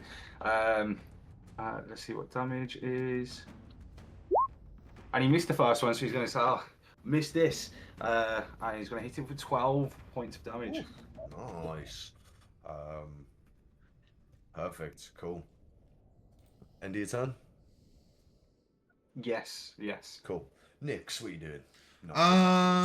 I wanna Blessing of the Raven Queen away. I wanna go towards my sister. Cool. Same effect. It just like vanishes. Feathers just like whirl down there, and then I want to cast Armor of Agathis on myself. Which is essentially just I want to say some almost ice-like crackling forms in his hand, and I want to smack it on my chest. Cool. That gives you a +5. I get 10 temporary hit points. Cool. And that's it. Awesome. Perfect. Nox. Sorry. I'm going to kind of look at my brother and nod, and I'm going to. Can I make it? Is this flanked? That's yeah, it is technically flank. Columba's on the other side. Cool. I'm a stab. You stab. You stab. Go for stabby. It won't be sneak attack though.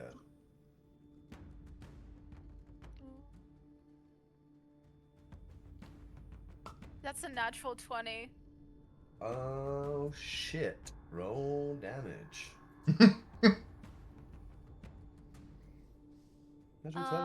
So that's going to be 8 plus 9, 17 times 2. You don't get sneak attack at this Oh, right. point. Okay, so 16. Yeah. My So apologies. 16 points. No problem at all. Huge slice straight down the stomach, cutting where its wing would be. So it can't fly away or it can't move at this point in time. Awesome stuff. Anything else before we go to Colombia? Yes, I'm going to try and stab it again with my offhand attack. Awesome. 13 misses as it turns around to you, and just as you go and try and stab it again, it spins its body and you just cut just short of it. Cool. Columbia, what are you doing? As I am so incredibly brave right now, I am going to try and use my flaming scimitar to try and stab it. Let's go. Roll a hit with advantage. Oh yes, I have advantage. You are flunked. Oh, that is an 18 plus 6, so 24 to hit. That hits. Roll damage. And I get an extra 1d6 of necrotic damage thanks to my spores. Oh, that's a lot of dice. So that is 12 plus 4. So 12 plus 4, that is 16 fire damage and 5 necrotic damage. Columbia summoning all this bravery in this heat of the moment, the first time that you've had to do something like this in a while, put on your feet. How do you want to do this? Holy shit! So in my momentary of trying to be brave, I kind of double hand my scimitar and I'll kind of raise it off to the side, not really knowing proper sword etiquette, well, sort of knowing sword etiquette, but forgetting it all in the moment, and I literally just stab it down into any part of this poor creature I can find. In doing that, you'll see the flames kind of take over. Poor hair is going to go up in flames all over this poor creature, and you'll start to see necrotic vines just splitting out from where the wound hits. And they will start, if I kill this, it starts to take over the entire body. And it will just... Is that affecting me, who's currently Yeah, still you- straddling the fucking thing? No.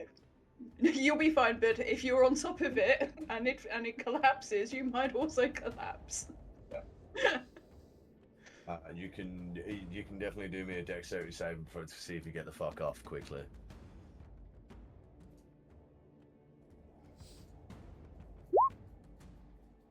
Yeah, perfect. So you jump off to the side as this manticore, scorched and bloodied and slashed, just falls.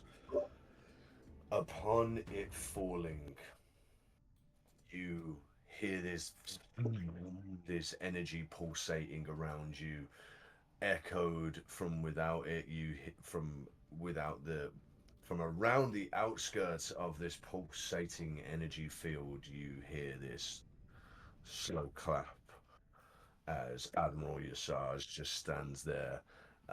Ezra walks back up to him, whispers in his ear. There's a nod. The force field around you suddenly starts to diminish and get lighter as it starts to dissipate from around you. You hear Admiral Yesaj turn and say, "Good job. I expected a little bit more of a fight from the manticores, but they were only young ones, after all. The mother would be disappointed with two such young, weak cubs anyway.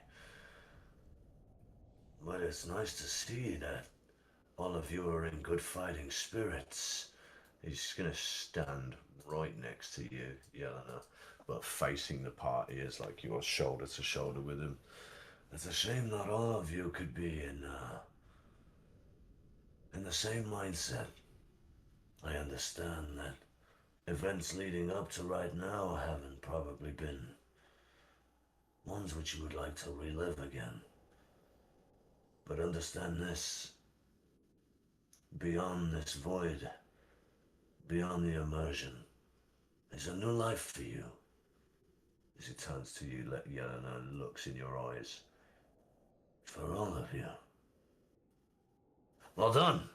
As he starts clapping, you see that the Yankeshi bandits all around you start stamping their feet. As he's that close to me, is he like really leaning in close to me? He's not like leaning in close to you, like you're shoulder to shoulder, and he's just turned his head to look at you. He's not like in your face. Oh, okay.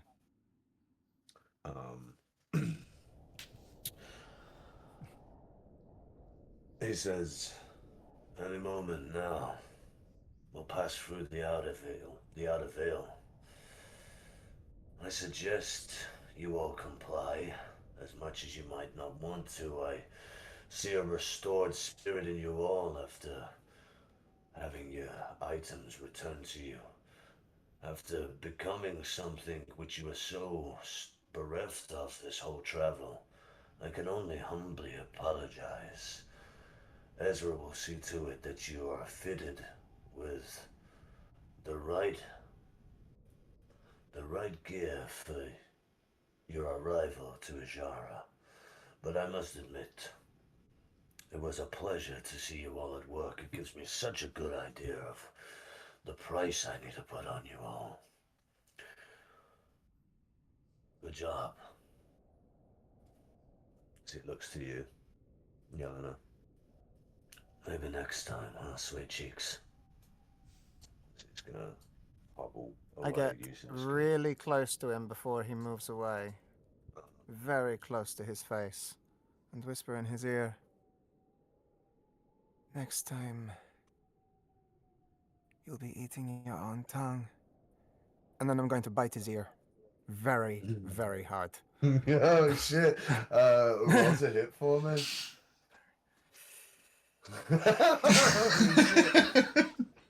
Oh, natural 20!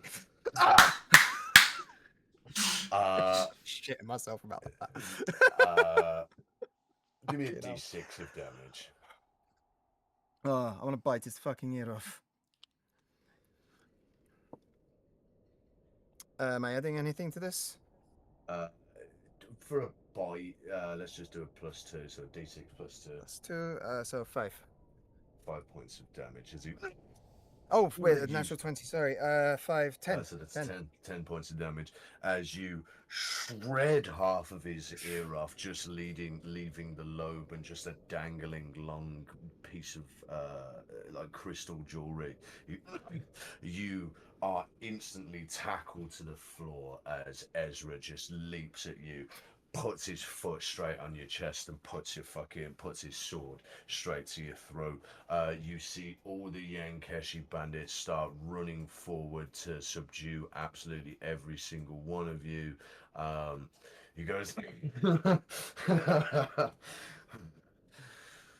fucking bitch. Put her in the fucking chains. Now! As he fucking hobbles off back. What does he see as he turns around to look at Yelena on the floor? I'm sorry, I was I was in my own little world with, like, blood rushing in my ears. I've got his ear in my mouth, haven't I? You have, yeah. Half of his ear. As I've got Ezra's foot there, I'm going to pull it out of my mouth, take the earring, and then just...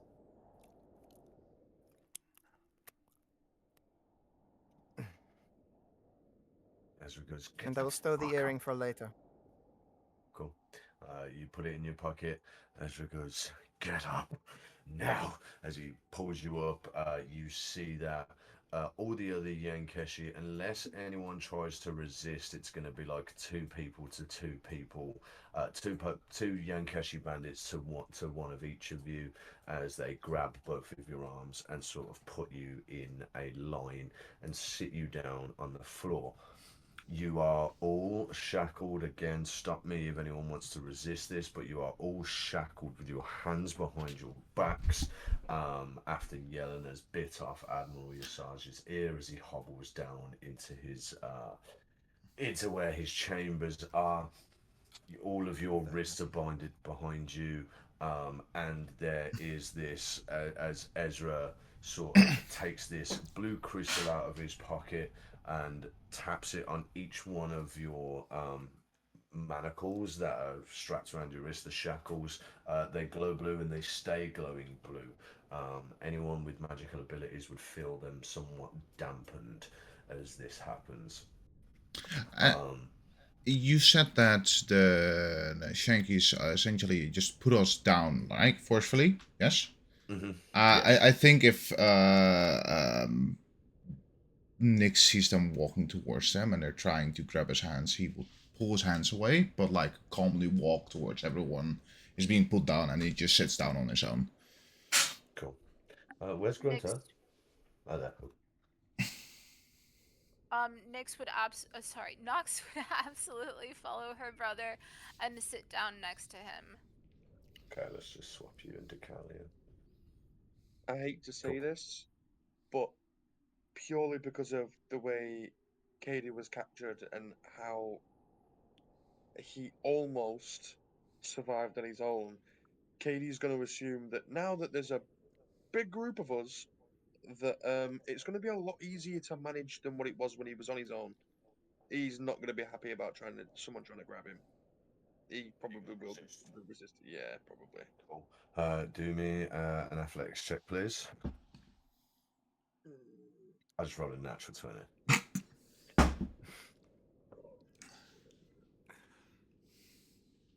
Where the hell did my D20 go? What was that? 3 on the dice. Yeah, you have both of your knees kicked in from behind. A huge smack on the back of the head as you fall down. Your hands are pulled behind your back and latched, and you see you are all latched by the same chain as they all stand behind you. 2 large portals open, and the 2 each Yankeshi bandits come out. Pull the manticore corpses back through the portals as they close. Your spiritual weapon dissipates, Katie, as Ezra sort of walks along left to right in front of all of you as you are all on your sort of knees or sitting down with a row of Yankeshi bandits standing behind you. As Ezra walks along, he goes, "Some of you really don't fucking get it, do you? There is genuinely no way out of this. Do you think the perils of Ishara will be any different for you? There is nothing any of you can do." As he looks to you, Yelena, he stops and he says, "I hope you had your fun, gal. The captain, the admiral, will not take lightly to that. So I hope it was worth it." You talk a lot. As is my job. It's boring. Yeah. Tell me about it. As he stands in front of you, Columbia, and like squats down. "You would be wise to cut these fuckers loose when you get to Ishara, provided you find a good enough slaver. I'll do what I can to pull some strings, but when you reach Pelos, I'm afraid now," as he looks to Yelena with a mouth dripping of blood, "there won't be too much I can do." I could say the same back to you. You could, be quite wise to let those fuckers, loose as well. There is a moment where he pulls up his sleeve, and you literally see bright blue energy coursing through his veins. He goes, "You see this? This means I can't so easily leave them, my dear. No matter how much I might want to. It's given, Then tell not us who taken away." controls it and controls you. And then maybe there's something we can actually fucking do about it instead of sending me off to a slave. Because I know how much you want that. He stands up and looks at a Yankeshi bandit. "Soldier, who controls you?" And there is no response. There is just this low vibration as his eyes glow as he looks next. "Soldier, who controls you?" Exactly the same. He leans down to you again.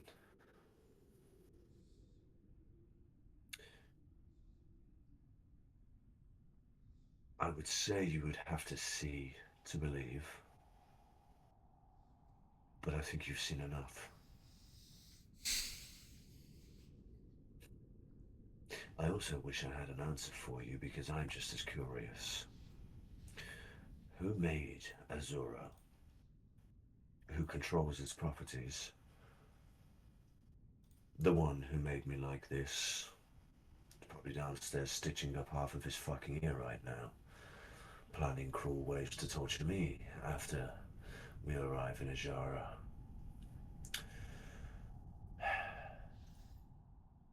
But You could fight this. Like, this is not who you used to be. You used to be fucking so strong. This is a pathetic version of you. And I'm sorry to say that, but this is truly pathetic. You were so much stronger than this. You would fucking fight anything. And now you're just giving in to this because it's easy? it's not easy. But it It's fucking not seems easy. it. It fucking seems it because you're just giving into it. He looks up at the array of soldiers behind you, up to this glowing blue gem which is guarding the ship from this lightning from the void attacking the ship, and looks around to Cookie, who just stands there and looks at you once more before standing up and says, "You, wouldn't you give in?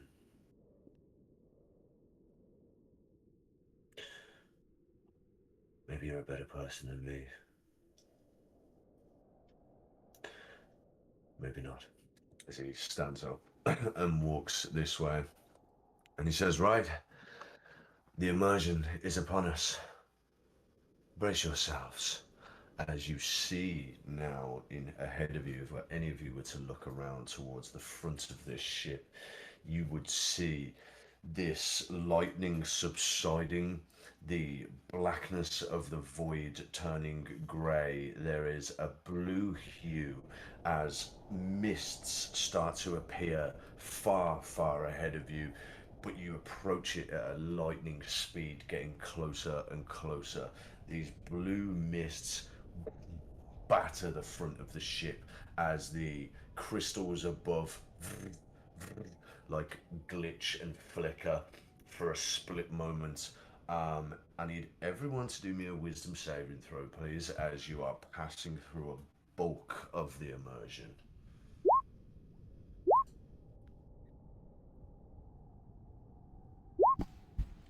6. Natural one. Natural one. 10. Oh. Okay. You will all have 14 plus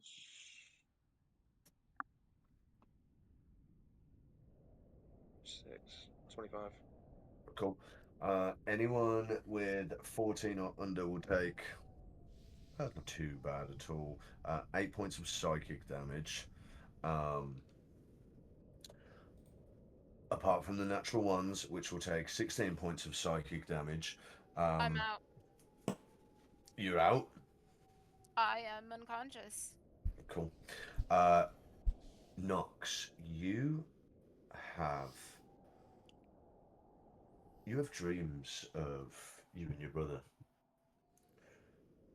in a different reality where torment and hate doesn't cloud your mind anymore. You dream of peaceful adventures. There is parents in your dreams. There are happy faces, there are dinners, there are birthdays. Until before you, Nox, you witness this huge black tree. All saturation from this vision have been removed. You see this black withered tree extending far into the reaches of the sky, and leaves start to fall from the top of the tree. And it's only when you put your hand out to grab one of these leaves where you look at it and it is a blackened feather. You look up to the face of where this tree is, and buried within it is the body of Nyx. His face more pale than usual, gaunt, strung up like a limp puppet. There are these veins of blackness which start rising up his face, and your vision closes in on him as these blackened veins hit his eyes, and as soon as they do, they open to look at you, and he just screams, "Why?" And it deafens you. You fall to your knees, and as soon as you fall to your knees, you cough and you come to, and you are restored with 1 hit point. Remind me who else hit a natural one? Me. Deucalion. As the immersion washes over you, Deucalion, there is the day repeated in front of you where you received your most prolific scar. Explain to us how that happened. It was during probably one of the hardest battles of Deucalion's life, and where it was before he had a full face helmet, where he only had a helmet that was covering the top part of his head, and he took a morning star strike straight across the jaw, which just so happens to be the morning star that he carries himself now. You feel that as that morning star, the vision of it in slow motion just cracks along your jaw. And as it swings you to the side, you fall and land. And you are no longer on a battlefield, but you are at the shoreline of this lake. There is stones and pebbles between your fingers as you look down onto the slowly waving, shallow edge of this river, as there is your face in front of it. Beautiful, unscarred, unwavered by years of battle. There is the moment where you wash it away to try and see if it's actually you, and feel your face, and it is, and you look up as there is a glint of light. And standing in front of you, Deucalion, you see levitating on this lake a man imbued from head to toe with white light. As it stands, you look up into the sky and you see the sun beaming down onto this man as he simply looks at you, or his head looks up and you can't make out a face. The whole of him is enshrouded in light as he looks at you and just raises his hand, and you feel yourself rise for a moment and then collapse. And as soon as you collapse, you put your hands down and you see the same dark oaken wood of the Veiled Maiden. The rest of you also see visions of your past and of moments where you have wished to forget, as this veil washes over all of you. As you come to, you see these mists in front have turned from a blue to a white mist as they start to pierce around, they start to enshroud around the piercing point of the Veiled Maiden, as for the first time in weeks for some of you, but definitely the first time on this voyage, you see rays of sunlight start to pierce through. And it's at that moment where the Veiled Maiden starts to pierce through these mists. We're going to take a break, and we'll be back in a little while. Okie dokie. Yeah. Thanks for watching, and we'll be back in a little minute. Cool. Yeah.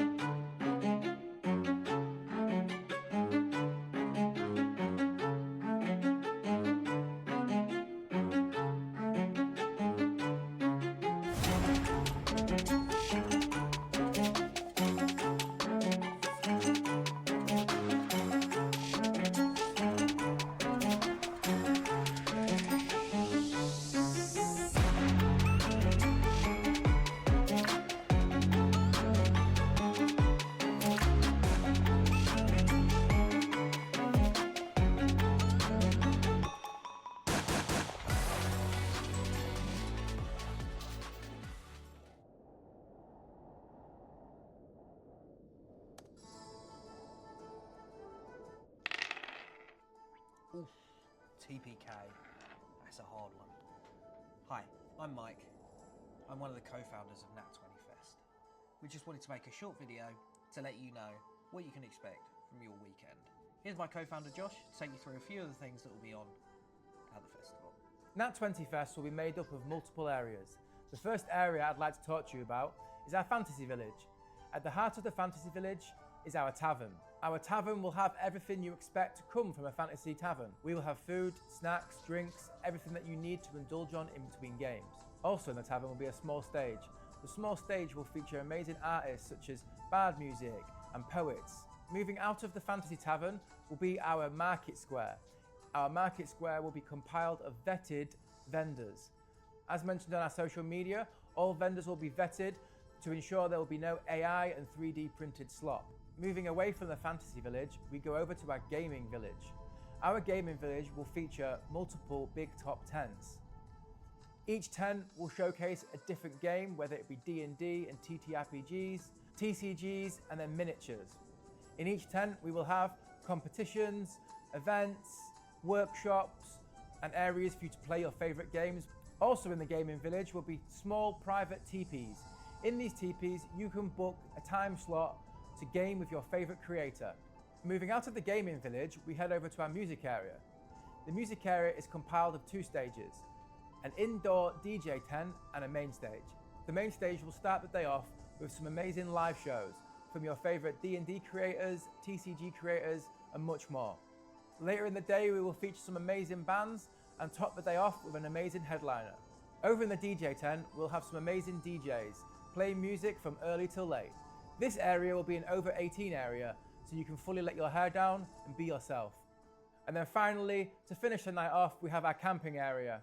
This will be the area you go to rest and get ready for the next day of Nat 20 Fest. Why support Nat 20 Fest on Kickstarter? Simply, they're the cheapest tickets you're ever going to get. So if, like us, you enjoy all this, then please consider supporting our Kickstarter. We'd love to be able to get Nat 20 Fest off the ground running. It will also help us turn our imagination into reality to ensure that everyone who attends Nat 20 has the most immersive, incredible time. We've already had so much support from the community. But don't just take our word for it. See it for yourself. Until right now, there's truly been nothing like it. I've been to different Ren fairs, I've been to sort of conventions which host these sort of things, and nothing actually cares enough to put it all in one tailored space for everyone to be able to enjoy things and learn and come together, and that's exactly what Nat 20's do. Hobby events are so important because they bring all of us like-minded nerds together to celebrate all of the amazing games, systems, miniatures, and stories that we love. So my name's Ben, aka the Eldritch Cartographer, and I think that Nat 20 Fest is a really important third space. It's a true escape from the rest of life, and I genuinely cannot wait to be there, and I hope you guys are excited too.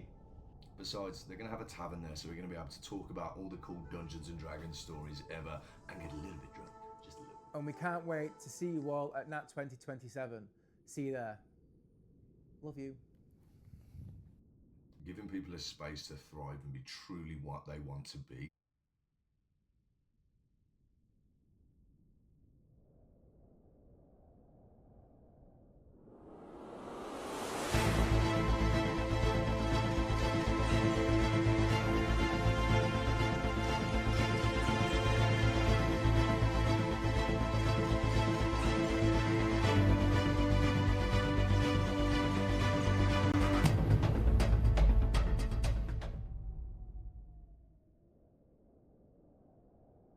We've been traveling together for months, and this is how you repay me.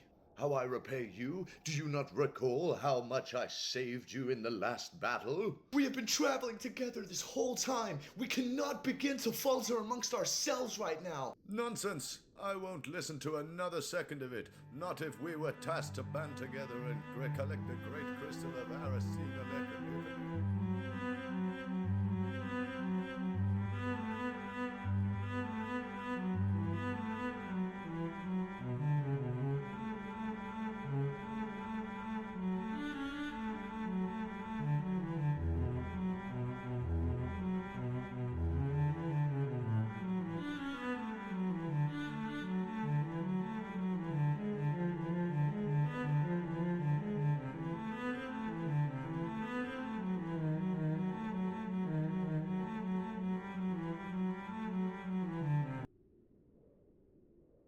So as you stand in this crypt, a hooded, shrouded figure walks in, slowly, behind you all.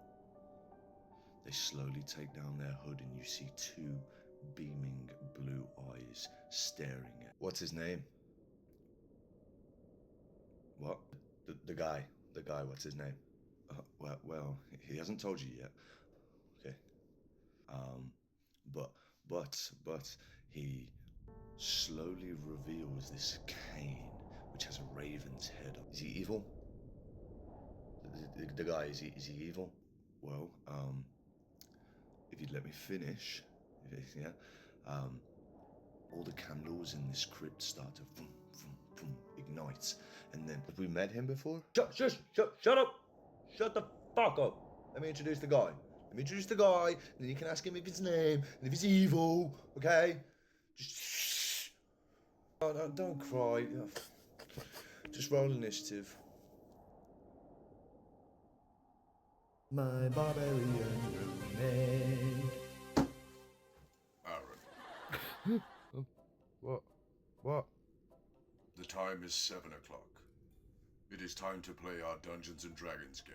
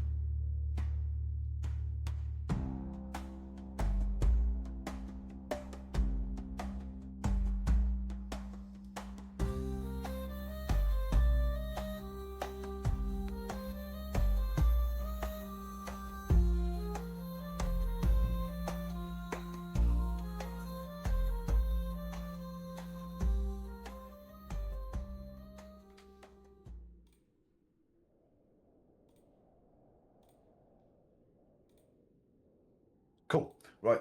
Welcome back, everyone, to Blood and Sand.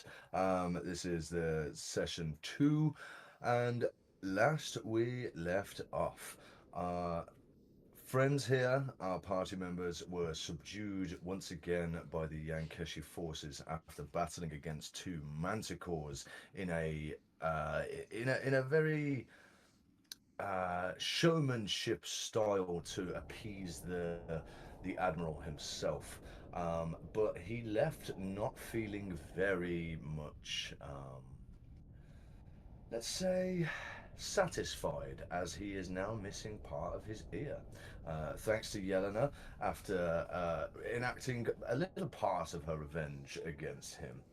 But as the Veiled Maiden smashes through the immersion at the end of this void, this space between time itself, as through the mists it once emerged through from Faerun, it then came out the other side to a land that is bathed in sunlight. Now, as the sun beams down onto the front and whole of the Veiled Maiden, sea and ocean surround the ship as waves crash once again against the hull of it. It is now where we arrive in a different land. The landmass that everyone now sees before them, as these mists of the ocean have parted from your wake, are bathed in sunlight, but not just by one, but 2 suns sit in the skies of this land. One large and white, the other smaller and red. You all see now in all of her glory, approaching from miles away, the land of Ishara. After hours of travel towards her shores, you arrive closing in on Pelos, the free city of Pelos. Once an ancient city forefront for trading with the rest of the world, now it stands as the last free city of Ishara. The people here have flocked from farther reaches of the land to make Pelos their home for salvation against the dangers of this land. As you look up this giant hill which Pelos sits upon, you see the city as some 3 miles long and about 5 miles wide, spanning to the east and west into rocky brown sand-covered mountains resting either side. Pelos is segregated into an upper and lower district separated by a colossal sandstone wall. The upper city retains the remnants of what this city once was, as it's made up of ancient buildings of sandstone and red-tiled roofs, spired buildings, some of which stand a near 50 feet tall, surround an immense coliseum, mostly complete in its immensity but still under construction. You look down and see the lower reaches of this city as mismatched amalgamation of different buildings, ancient monolithic structures that have been further built upon by its peoples and are now littered with these shanty-styled buildings for houses. Wooden scaffolding cover the once ancient white buildings like webs to create walkways or spaces for poorly built houses. And to the east of the docks there is a large stone fortified building surrounded by towering walls which sits atop a cliffside overlooking the ocean. A half-mile long slope of sand and gravel lead up to it. You see large pikes of wooden beams erecting from the ground either side of this road which leads there, adorned with, keen-eyed people can see, heads atop of them. There is an array of levels to the lower districts, the bottom of which are market ground buildings which flow with different coloured tarps hanging from their roofs. As there are hundreds of market stalls surround this open courtyard of ancient cobbled sandstone, a large broken statue of an individual wielding a shield stands once proudly in the centre of this marketplace. And as you all arrive to the docks, large blue glowing chains are levitated and fastened onto giant iron nails which extend from the ocean floor. Atop the cliff sides, either side of the docks, you see 2 colossal statues of stone hawks overlooking the city with one wing spread out each way, casting a shadow to the buildings below.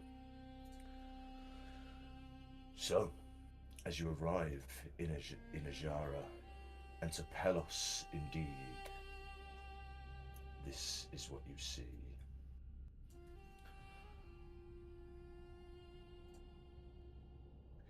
You see Ezra lifts you up as the Yankeshi behind you grab your chains and force you onto your feet. Ezra turns and looks out at the front of the ship and says, "And there she is, in all of her glory. Ishara, welcome to your new home." What do you do? Nyx is gonna check up on his sister. She noticed that she fell, well, due to the mist, or got unconscious rather. Just checking her over. If she's alright. Do hang on there. Nox is actually going to do the exact same thing. She just saw her brother strung up on a tree, so she's going to use the very little energy and strength she has to kind of like go to him and just like cup his face and make sure that he's okay, like check his pulse and everything, be very, very concerned. And once she realizes that he's alive, not dead, and not screaming, she will hug him. He's gonna look very surprised and a bit confused, I suppose. Are you alright? I'm fine. Well, aside of a couple bruises, and are you okay? I'm glad you're not dead. I'm fine. I'm glad you're not dead. Likewise, I'm glad you're alive as well. And I will use our special twinning feature and try to just telepathically tell him my vision, because I don't want to say it out loud in front of everyone else. I need to roll. Was it on a 1? Yep. I rolled a 1. I just told some eldritch being a vision, I guess. Not sure who heard that, but... Oh, this is so good. What did you exactly say? Exactly the vision as it happened, and how horrible I felt, how guilty I felt that it was him strung up all alone in that tree, and I couldn't do anything. I couldn't even answer him when he asked me why. You hear back through your mind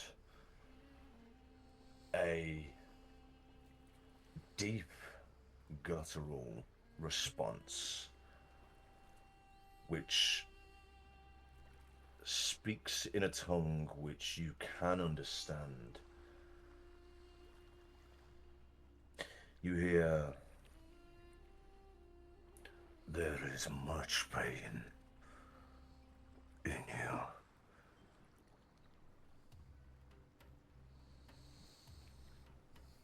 Serve it unto others."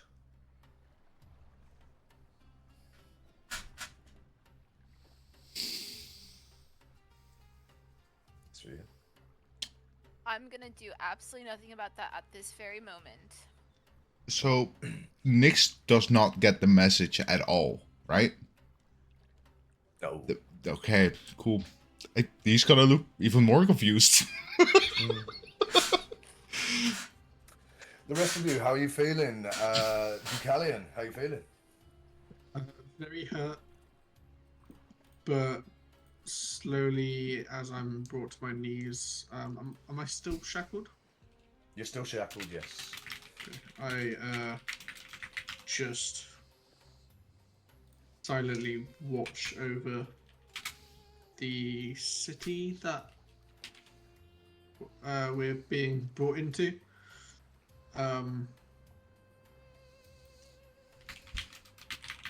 Yeah, that's all. That's all I'm doing. How you feeling? Who was it that you said than me? Gruntar. Oh, well, Katie, how are you feeling? Katie's very, very pissed. He's seen people around him wounded and hurt, and with the fact that he's shackled, can't really do much. When all he wants to do is help and heal. So he's very, very wound up at the minute. I feel like he'd be trying to break out the chains. I know it's probably not possible, but he's... You can give a struggle, but you find no leeway, unfortunately. Yeah. It's at this point I will mention that you have about another half an hour, maybe to an hour's travel towards Pelos, towards the docks. We can class this as a short rest for all of you. But how's Gruntar feeling at this point?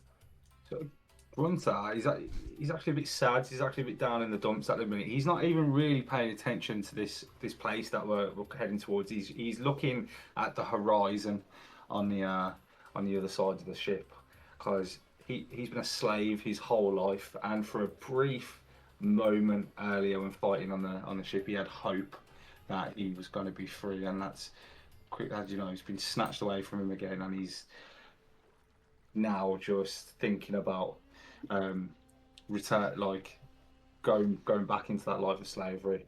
But as he's thinking and that to himself, he's just going to say, "Bloody hell! I hope the ales here is better than the piss water they serve back home."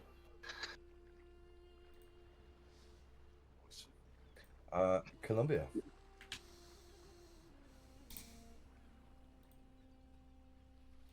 I'm generally feeling just confusion, sadness, and also I'm really angry. I don't think I've ever felt anger quite like this before. That the person that I considered pretty much my entire world is about to sell me into slavery. My new friend beside me is hurt, and there is fuck all I can do about it. Everyone else that I've just met who have all been in the same position as me, we're all shackled. and I feel again disconnected from the magic I have become so accustomed to. I am kind of in an own stasis of shock right now.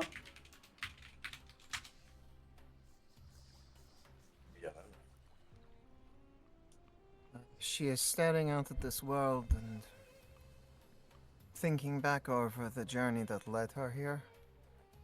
The stupid choices, or the ridiculous ideas of following these fucking charts. And then remembering everything she learned growing up on the ship. And pushing it down. And finding a mask.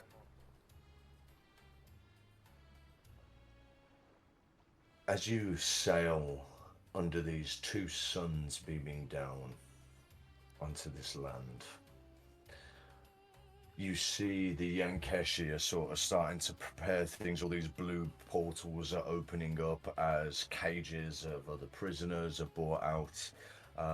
You see masses of crates filled with glowing items, some of which, if you are perceptive enough to see, radiate some sort of energy around them.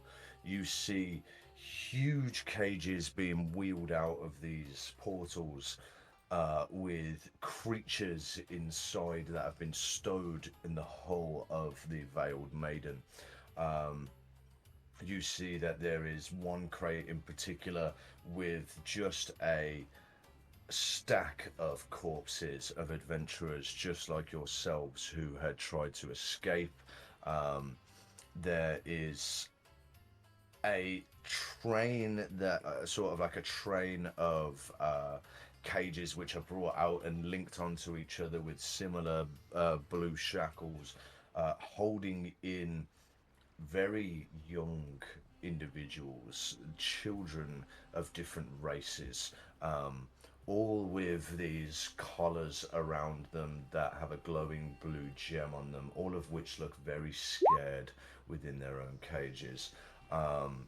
There is a lot of work going on to prepare for this arrival, as Ezra just stands at the front, just one leg up with his elbow on his knee of the leg, looking forward straight at Pelos as it approaches.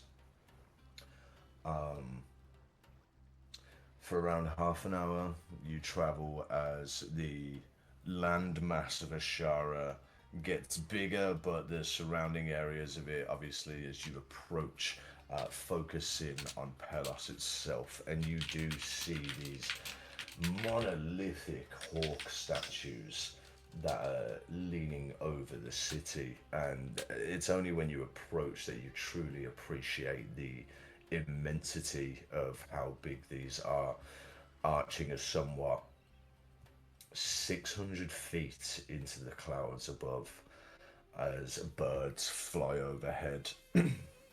Everyone give me a perception check.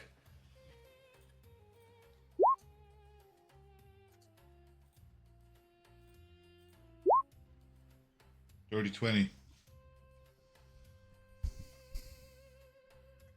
Shama? 17. 13. -1. Close your eyes.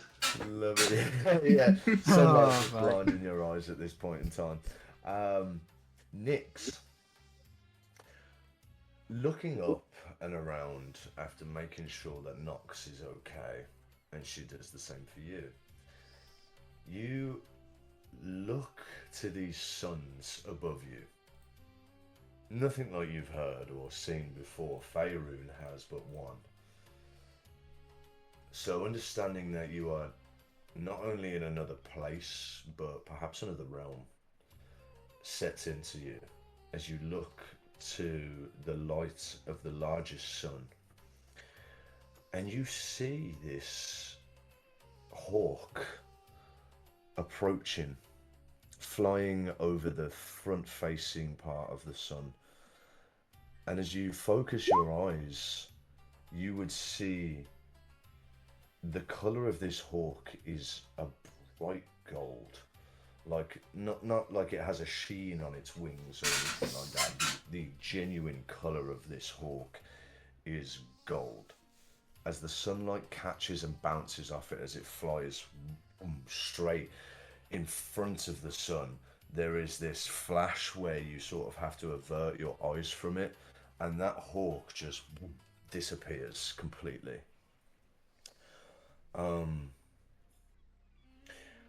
As you're all brought to your feet and stood in a line with each other, these chains of glowing blue energy hold your shackles in place. You approach the docks of Pelos. It is when you're approaching, you hear that familiar from behind you as the Admiral, using his cane as the metal tip of it slams against the wooden panels of the Veiled Maiden. You see him approach and walk in front of you all, casting Yelena this look of spite. As you see, he has this bandage of red crimson silk wrapped around his head. He walks up to Ezra and whispers in his ear, and Ezra bows and walks past you all and fires you a look, Columbia. There's a plea in his eyes. Whether that's for himself or for yourself, you're not too sure yet. He turns around to you all and he says, "Isn't it beautiful? The free city of Pelos. Thousands of years old. But it didn't always look like this, of course. I wished I was returning home in such a manner to present myself, but thanks to little Miss Bitey Teeth over there, I guess this'll have to do. How do I look? Am I dashing? Good. I thought so." As you see that now they're closing in on Pelos, there are these two portals which open up on the front of the ship, and out of which step two female humans with long black hair. They have tattoos of symbols going down their face, over their eyes, over their eyelids, down their cheeks. Their eyes go blue and they are dressed in this beautiful silken black garb with blue trimmings on it. Silvered necklaces, silvered hand rings, which chains writhe up their hands onto their arms and act like braces. As he looks at them and he says, "Sisters, I appreciate the arrival." As they just do not speak to him. They simply turn and lift their arms, and blue magic appears from their hands, and you see these huge chains affixed to the docking of Pelos rise from the sea. Water drips off them. There is like seaweed and other like sea plants hanging off them as they lift into the air, and they pull themselves towards them. The Veiled Maiden at the front has these two thick curved iron nails, which are probably 30 foot wide, as these chains hook onto them. As Admiral Yesaj turns to them and bows again, they bow to him and then they walk back through these portals. Give me, if anyone wants to, they can give me a perception check to see where those people would end up. 18. 14. Not very perceptive today, Gruntar. Nix and Nox, you would see looking onto the docks, two portals open up and the people walk out, and they sort of make their way into the crowd of fishermen, dock workers, the vast array of people which surround these docks. There are guardsmen waiting and accompanying other boats. No ship is as large as the Veiled Maiden, but you do, however, see two similar looking ships which are docked there already, each adorned with these blue crystals which seem to be dimmer than the ones that you are on. And with an understanding that they would be somewhat deactivated as the ships are docked and not moving, not ready to emerge, anything like that. But you do see as the ship is docked, there's this huge like pause as your ship has found anchor, as all of a sudden there is this huge ramp as the front of the Veiled Maiden folds down. These big hulking wooden almost walls to the Veiled Maiden fall down, and a huge ramp is lowered down to the docking area of Pelos. As that happens, Admiral Yesaj turns to you all and says, I know I shouldn't have to expect this of any of you for showing me such prowess in that little game of yours. But, from here on out, I regret to tell you that our interactions with one another will be limited. I know some of you would wish to see us reunite more than often, as he looks at you, Yelena. But unfortunately, I have business to attend to in the city. If it wasn't clear from this point, then you are to be sold. Perhaps some of you as workers, perhaps others as fighters. And perhaps there is different things which Pelos has waiting for you.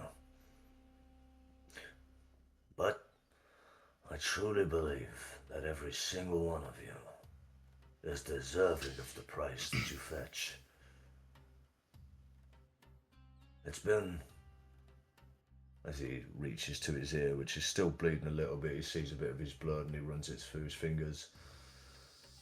And it's been a pleasure.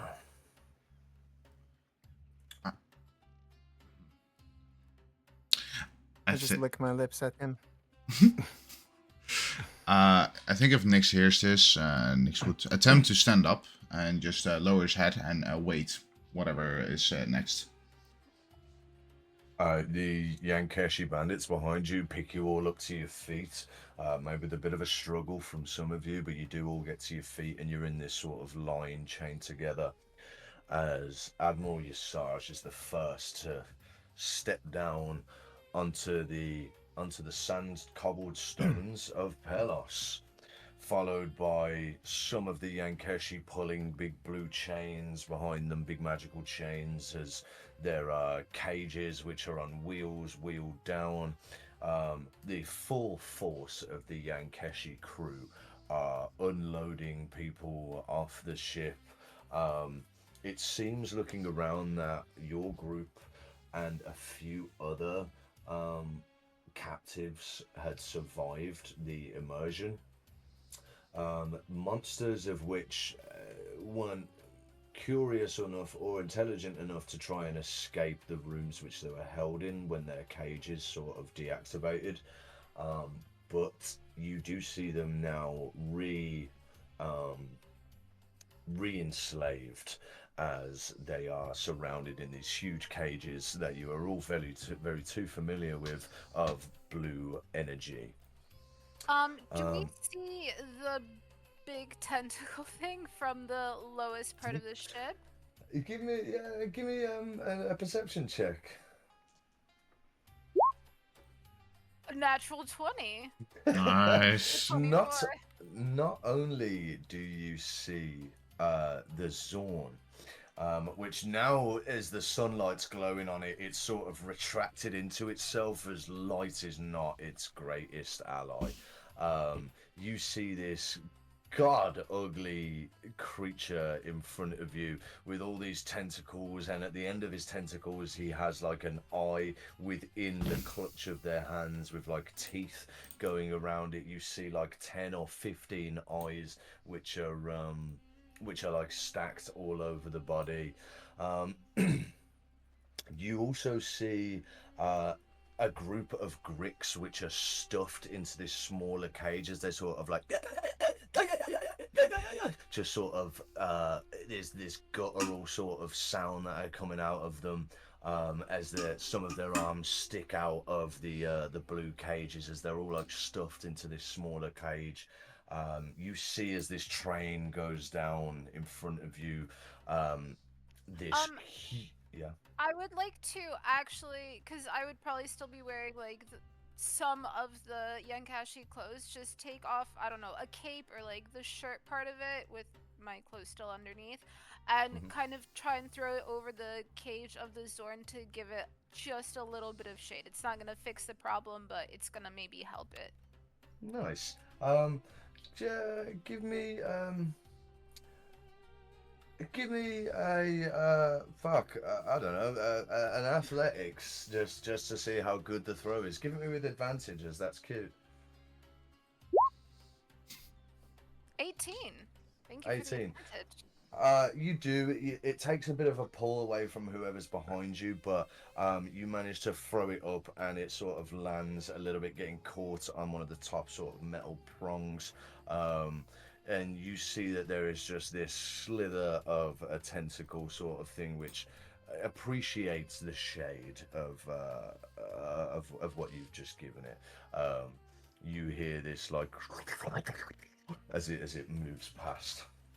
Not only do you see those in this train, you see in the center there's this fucking huge cage of these blue energy beams of light, as inside of it there is this 12-foot hugely muscly creature, this double-headed red-furred ape, which is just banging against the cage, as you see it's surrounded by about 6 of these Yankeshis, who are just like sort of prodding it with their like blue swords as it's just banging on the edge of this cage. You see next to them there is this pair of displacer beasts just prowling around each other as they walk and skulk around this cage, just like at the Yankeshi bandits as they just move along with this cage, pulling this train. Big group effort of them, around 30 of these Yankeshi crewmen, and you see finally this much larger manticore lying down in this cage, defeated of all energy. As you see the wings hover over it, you see this huge barbed tail wrapped around it as it just lies there. I have a question. Yes. What language does the Zorn speak? I don't believe a Zorn speak. Maybe it's Infernal. I think it's primordial. I might be wrong. Google time.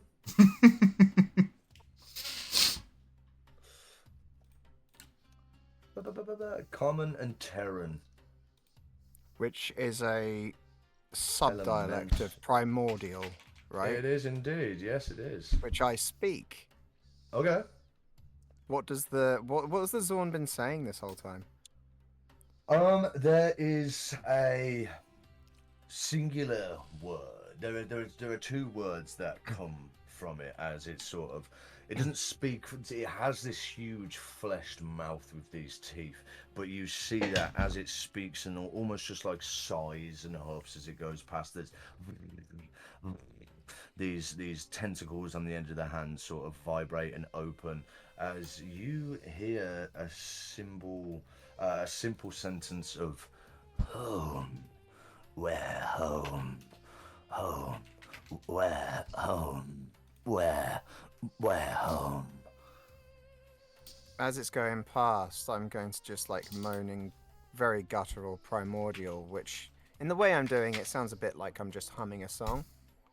Just this like and it's I'm saying to it, we want to go home too. Maybe we can help each other. He says, home, long gone now. Different place. Blue people take home away. Blue people deserve to pay, do they not? Pay. Very much pay. Pay for home. Pay. Yes, as he smacks the side of this cage, which sort of ruffles it, and up until now he's been very compliant, getting offended by this sunlight as it sort of knocks this train off course as they're like, as the Yankeshi struggle to get it back on course, but they do manage to pull it back on course, but he's...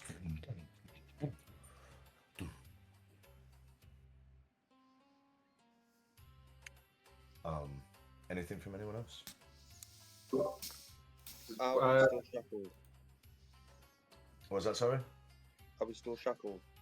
You are still shackled, yes. Okay. What's the big ape? What language does that speak? Out of curiosity, I don't think I'm going to speak his language. But... That is a full-on raging beast. So it's just okay. It's just a creature, yeah. Okay. If you were a druid, you could probably speak with animals, but if only we had a druid. I am currently shackled and cannot use magic. Grunty's just going to see this big beast just in his cage. Look at it and say, "Me too, big man. Me too." Who is walking behind Nyx? Is that his sister or? Yeah, it is. He would glance behind him, and if I'm not mistaken, she would also know common sign language, and he would very quickly sign, everything will be alright, just stick together. And then just keep walking. Before he looks away, I will just sign back like, okay. Awesome. As you two sign to each other, it's after you have that conversation that there is a pull from the chains in front of you, as there are 3 Yankeshi bandits in front and behind you guys leading your chains.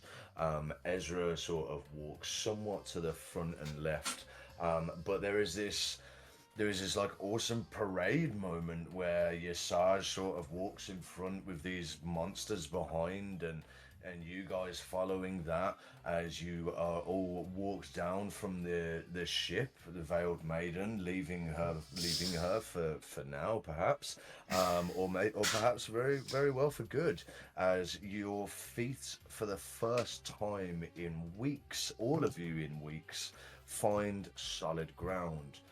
The warmth beneath you, as the sun has been beaming down onto these sandstone cobbles, really radiates and gives you a first sense of strange comfort, as there is warmth around you at this point. It is a very hot and humid land, bathed in sunlight. If you were to look up further in the reaches of the city, it would be sort of enshrouded by this heat wave which constantly sits around 10 foot from the floor.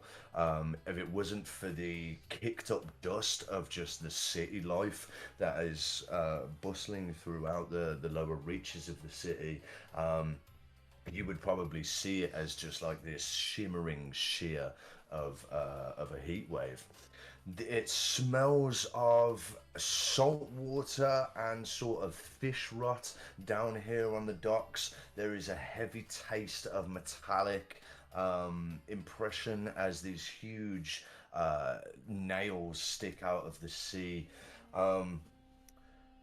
The sounds around you, you can hear dogs barking, you can hear like just the normal hustle and bustle of dock bells, of seagulls above, people moving crates and stuff, as it's not just your ship which is docked, but you see that of merchant ships which travel around the island. You see that of like fishmonger ships. You hear people talking this strange dialect to you, as they all speak a little bit different. There's words in it which you can catch as common.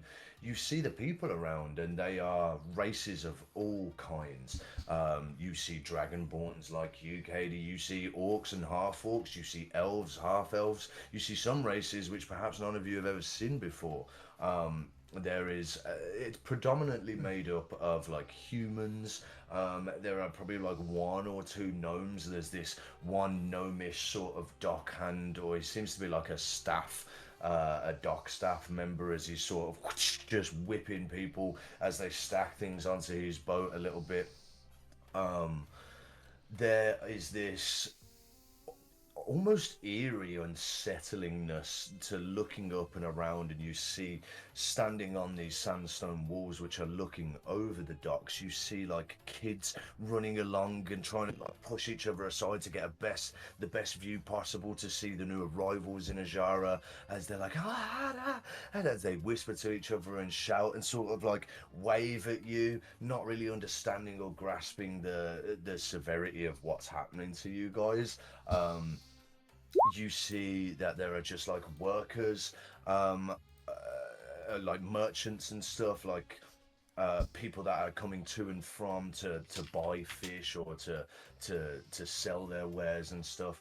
And it's as you are getting led down this ramp, you see approaching in front of you, there is a squadron of guards adorned in, has to be uncomfortable for this heat, adorned in thick, shining and engraved silver armor, with these helmets on which have like a slight point to the top of them. They are wearing on top of these suits of armor, as well as these huge shoulder pads, a red and gold tabard with a golden sun in the center of it. They are all walking with, or surrounding, mostly behind, but some to the side of, there is this short, fat, human lord, which is very tanned. He's wearing a blackened, almost like a yarmulke hat sort of thing, with a feather pointing out the top of it. These two large white mutton chops. Very like short and proudly fat, like not trying to tuck in or anything, just waddling down with this group of guards. He's in a fine white robe decorated with like golden trimmings. You can sort of see his belly hanging out of this robe a little bit, or like or the robe overflowing his belly.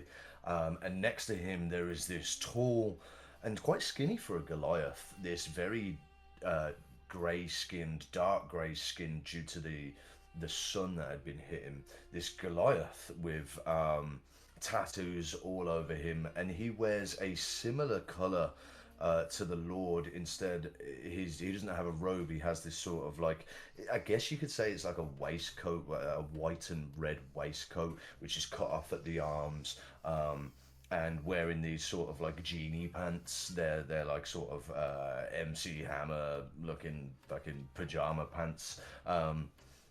Also white as well, with this like golden rope which is tied round, and you see both of them are absolutely stacked to the fucking T with golden jewelry, golden earrings, golden eye piercings, nose rings, rings on every finger, as they walk down to meet you all at the docks.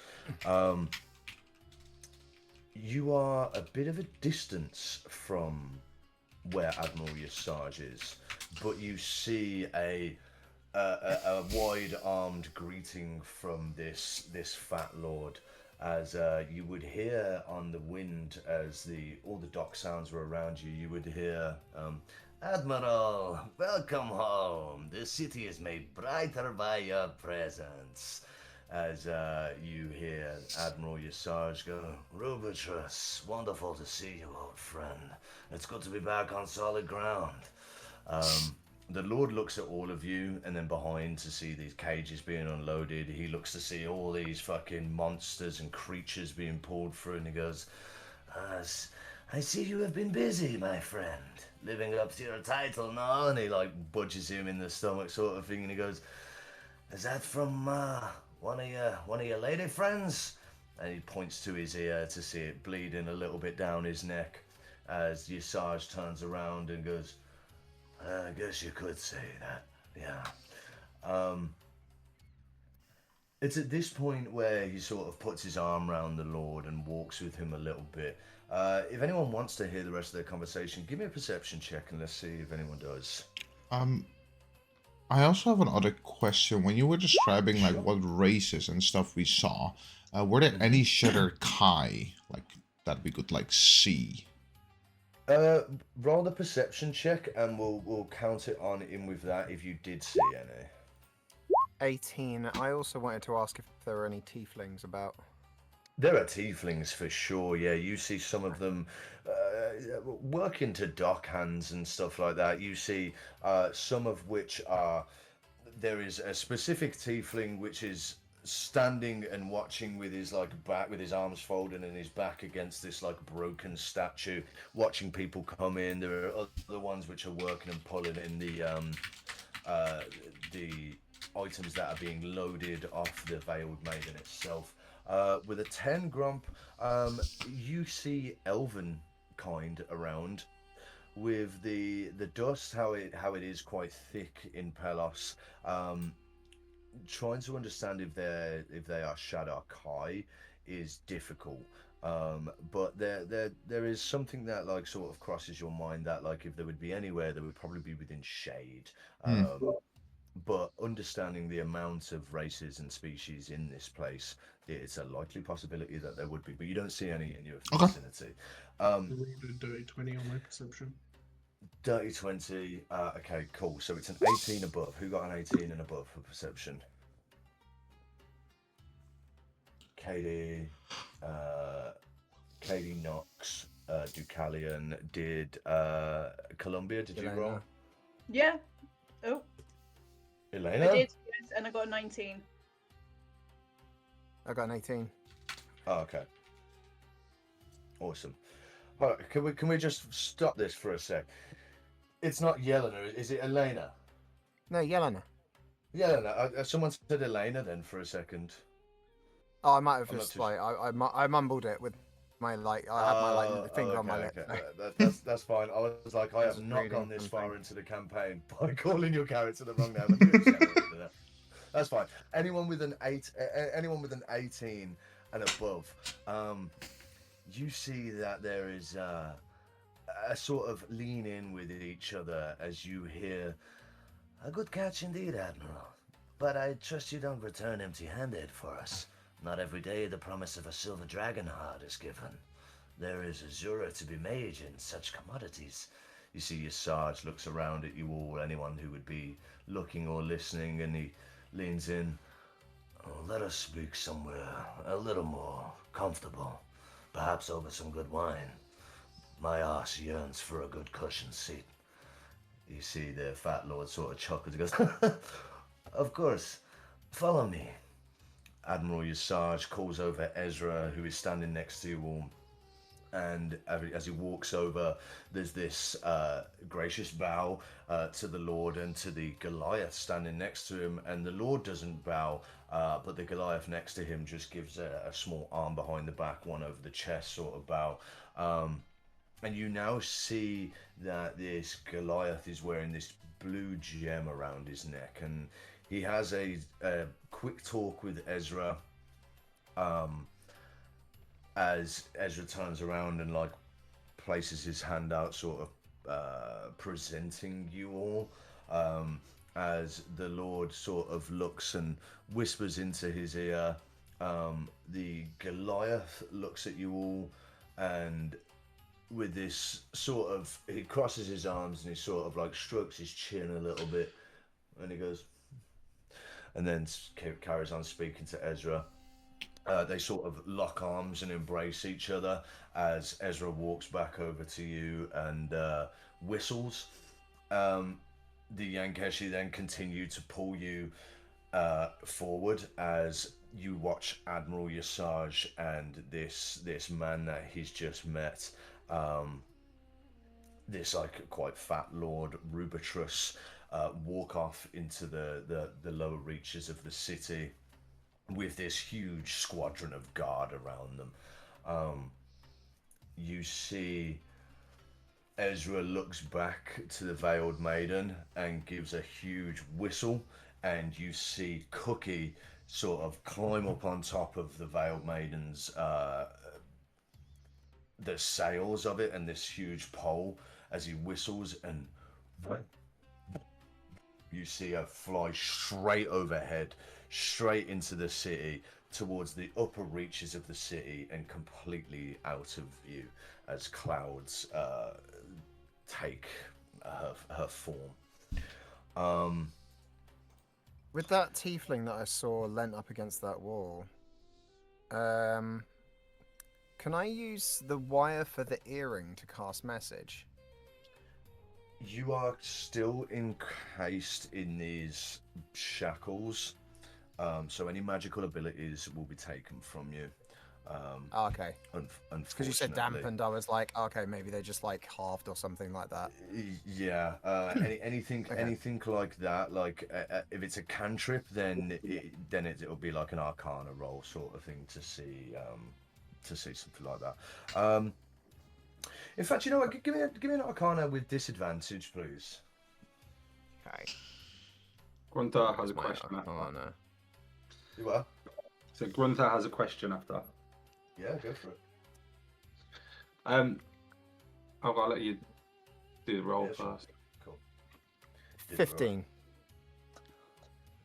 You see this this dark red-skinned tiefling with horns that sort of curl around his ear, and he is watching you, so accepting or expecting a message wouldn't put him off, or wouldn't like make him go, oh, what the fuck. Do your message and then do me a stealth check. What would you like to say to him? I'd like to say, hello, kin. Any chance of some help? I see you have your hands spare and are in need of some entertainment.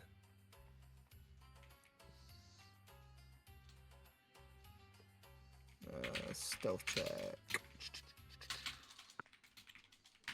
Fell right out and became clocked. Oh, that's not bad. That's a 17 on the dice. 21. You managed to keep this this piece of metal concealed as you cast cantrip, as you cast message. You don't hear anything back, but as he's scanning, he does unfold his arms slightly and sort of like look about to see, not to see where that came from, but you understand that he's looking for other eyes. This gives you an understanding that Pelos is watched. There is a consistent vibe of secrecy, and what is to be known can be known if push comes to shove. You see that he sort of steps down and from afar, from like hundreds of yards afar, follows your follows the train of people moving through into the lower reaches, and as he's following you, you see him like go out of sight as he goes behind like either a building or like a cart or something like that, and return very curious. And it's now as he starts to move through the city alongside you, all this way apart, you see an effort of trying not to lose sight of you, as he like jumps down, climbs down a wall and stuff. Again, trying not to be too conspicuous in his actions and movements. Does he seem quite? He seems quite proficient at this kind of staying hidden and For sure, in he plain does. sight kind of thing. Indeed, he does. Yeah. As like he walks past and like he'll nearly knock something off someone's wagon, but pick them up and shake their hand and stuff. But then quickly like look back to you.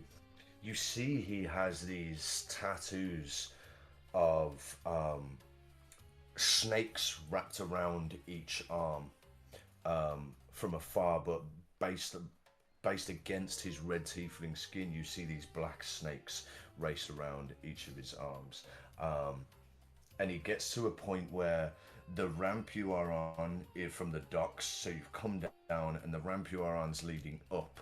He's like walking down this wall all the way to the left-hand side of you, and you see him leave your vision.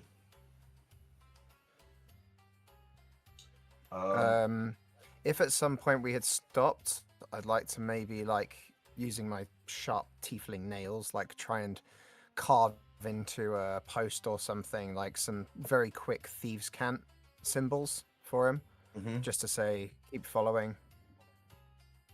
I make a good ally. Sure. You can. Unfortunately, you it's a continuous movement. Fair. As you're walking through, but you do have a good hunch that whoever this person is very curious, not just in yourself, but in the party that you've come with. Okay. I'll lean back to like whoever's behind me and in front of me, and just I think say, Columbia would be behind you and Grunter would be in front of you. okay, I will let them both know and say, I've made a friend. He's following. Turns out these things don't completely destroy our magic. Grunter's just going to be looking around a bit confused because he obviously doesn't see anyone following us. Yeah. Stop being so fucking obvious, Jesus.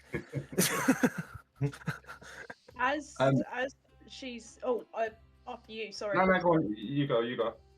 As she mentions that they're not completely void of magic, could I try something, please? What do you want to try? I've got my cantrip. Apologies. Thorn Whip. I would like to try and cast my Thorn Whip, but direct it straight to her shackles in front of me. It's primarily straight into the hole to try and burst them. Do me an Arcana with disadvantage, please. Yep, of course. Oh, that's really bad.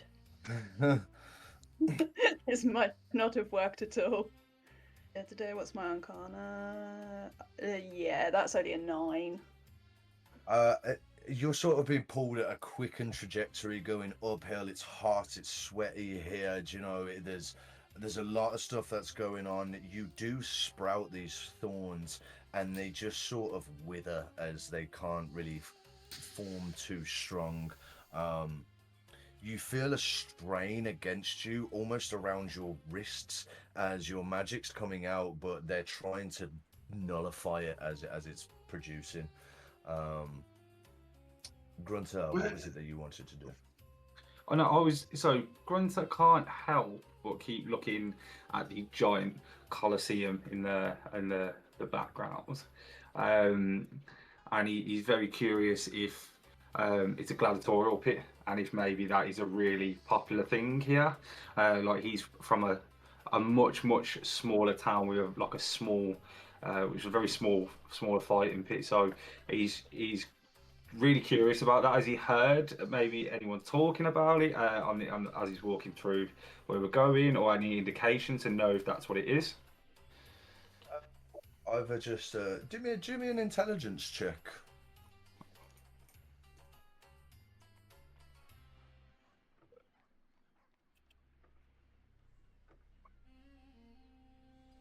Where in that- the... So is it? Hang on, I can't bloody see it. It's at the top. It's all the big ones at the top. The big one at the top, my bad. Intelligent. There you go. 17. So you've never been here before. You have a look around, and it is the biggest building by far. They are clearly putting a lot of work into it, as you can see that it's all done over by scaffolding that's working up this Colosseum. There is a huge road, like a great road, which either leads up to it or the place where it is. You would see and put together that there is a huge statue in the center with holding like a weapon and a shield. You would see that there isn't much in terms of niceties within Pelos. Whatever sort of entertainment can be found, people would sort of scrounge for. It's not too difficult to discern that this would be a part of the city which hosts great games, and as a city which sort of relies on its workers and the people that have flooded this city, not knowing too much about it, it's a fair assumption, and it's only made more prominent as you see that there's two kids which are sort of like walking along this sandstone wall around 30 feet up from you guys, and you see that they're somewhat perfectly balanced, and they've got these little wooden sticks in their hand, and they're sort of like like fighting each other on it, and then one of them falls, and then the other one like falls and pretends to like stab and twist the sword, twist the little stick as they kind of like look towards you, looking at them, and they're like like they look at you in just your immense sort of size, covered in all these scars and stuff, especially with your team of like armored people behind you, a dragonborn, as they just kind of like look, and then the one underneath just kind of punches the kid in the face, and then they sort of tussle off and fight. It seems very clear to you that like it's gonna be a place where like games are being had. Bronte is going to make a, like, I don't know, a mental, like, he's not going to say it out loud, but he's going to be thinking to himself that, you know, he knows that he was like very popular back where he was from, and he would hear stories of people talking about great gladiators from more popular, bigger cities, and he's now very ambitious, so to speak, and wondering if he can, you know, climb those heights, so to speak. And being led through, is there any point where we pass really close to quite a busy crowd? Yeah, at the moment. So as you're walking through these like first buildings, which are probably around 60 foot high, they have these huge coloured tarps leaning over to project shade onto the front of the city. Just as you've passed through the docks, you're now starting to walk through people, and you see kids chasing cats by the side of you. You see like busy merchantmen with their wares sort of like move out of the way of the Yankeshi all walking through. The admiral and this squadron of guards have like walked off round to the right hand side to go and approach up this long road, and now you are all being walked into this like central marketplace of the lower reaches of Pelos. There is this huge casted shadow by this massive stone statue, the head of which is just cracked down the center. As some people like stand on it. There's a person like pissing on it. There are loads of people walking to and from different stalls. You see like a robber has run and robbed something as one of the guys like you see a lot of people sort of crowding around and sort of just watching you. You see some like higher lords like looking at you all, just stroking their beards and stuff. There's like quite pointed brows stroking this long like Jafar beard. You see some kids running next to you, and again it gives you that eerie feeling as there's just sort of like wax sticks towards your feet and stuff, and then one of the parents comes up and just grabs the kid and just like walks off with them. But yeah, you're walking through a bustling crowd at this point. Looking at the crowd, I want to see if I can try and spot a small, thin metal instrument on someone's belt or in hand or anything like that. A small, thin metal instrument, as in a musical instrument, or No, like a tool, like a needle like a or tool? a Cool. yeah. Yeah. Do me a perception check. 14. 14. Walking through the crowd, you don't really see anyone in the close thing because they're just all walking by you and they're dressed in different like coloured robes and stuff. Some of them have like long shawls on. Some of them have like turbans on to distract the immediate sunshine from hitting their heads. But you do hear construction around you, not too far. Around 30 feet away, you see that these humanoids are like sort of starting to construct this scaffolding to create a new building and pull this tarp over, and you see hanging on one of all that almost like this leather tool belt, you see like this like a hooked tool, like a smaller version of a crowbar hanging off one of their tool belts. Does it look like we're gonna walk right past that guy? Like literally within like 5 feet of them. Yeah, probably. I'd say so. As you sort of arc around, are you attempting to steal it from them? I want to try and see if I can grab it from the tool bag as we go past. Cool. Give me a sleight of hand check, please. I also have a very quick question, by the way. How are our hands chained? Are we like chained like this, or behind our back, or is our hands twisted, or anyway? So there's movement either way, but it's holding out like this. Here, but yeah, so like exactly like Would there that. be like the key lock be here, or is it like not on our chains by way are bound essentially? It's not on your shack. So like you would have a very small chain going between each of them, between each shackle sort of thing, and then that chain is like linked onto a bigger one which leads onto the next person behind it and in front of you as well. Okay. What did you get on your sleight of hand? 17. There is, as you walk past, there is a pull to the side, and you manage to like scoop it up and pull it to your center as you see in front of you 3 of the Yankeshi bandits just kind of like look around and see what that sort of diversion was. And as they sort of stop to look around, someone walks into them with like a big basket of like it looks like fish heads as they just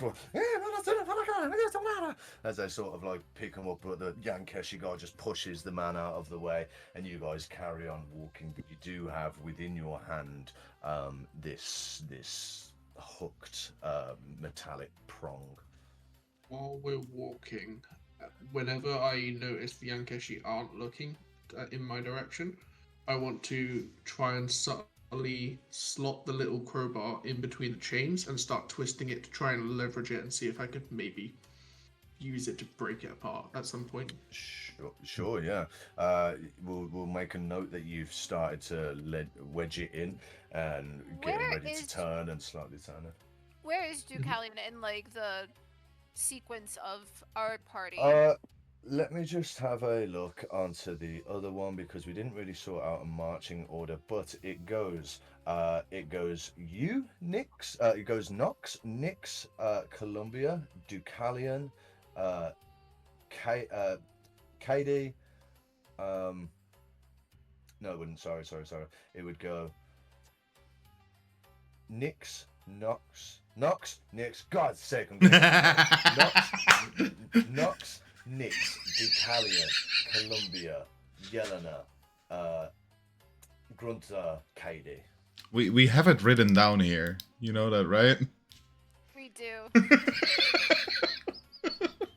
What do you mean? You have the order written down.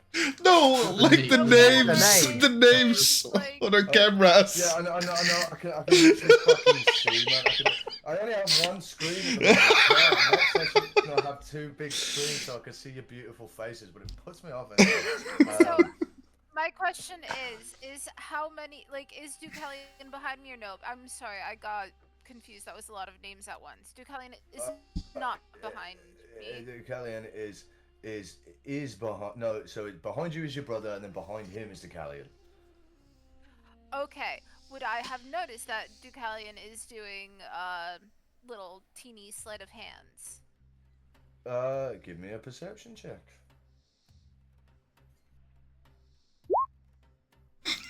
No, not with a natural one. No, you don't. Unfortunately not. Can I do something silly? So, yeah. Okay. So. If it's, yeah, sure. I know that magic is being, let's say, siphoned out of every one of us, right? But would I be allowed to, over this duration of this walk, to gradually, essentially, cast Claw of Darkness and sort of try to puncture the chain, since it is cold, and try and see if I can like either freeze it and maybe can like snap it apart? Give me an Arcana check with disadvantage.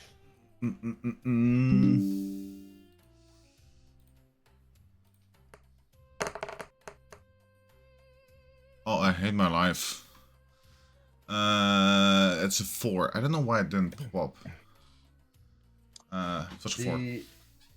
The icy magic extends from your being, and you see that there is the slightest bit of like frost which coats over these chains, but you feel too much of a strain on your head as your temples sort of start to burn, as the anti-magical shackles around you sort of fight against and push against what you're trying to do. Could I, using my nails, start making cuts on my arms and letting the blood drip down? Let the blood drip down to my wrists, and then slowly, using the blood as lubricant, start to try and shimmy my wrists through the shackles. You are trying to deglove yourself. You are not completely deglove, no, just like making small cuts on my arms to get blood flowing down to my down my forearms. Sure. You will take 4 points of piercing damage. Okay. As you cut your arms, you manage to like shimmy your wrist down to a point where, if adrenaline was high enough, that pop out would probably break the thumb of each hand, but you can get it to that point. I'll break my thumb. Okay. You will take 8 points of force damage. Does Katie know what's happening? Katie probably, if you're standing. Bite my fucking lip while I do it, but like I fucking do it.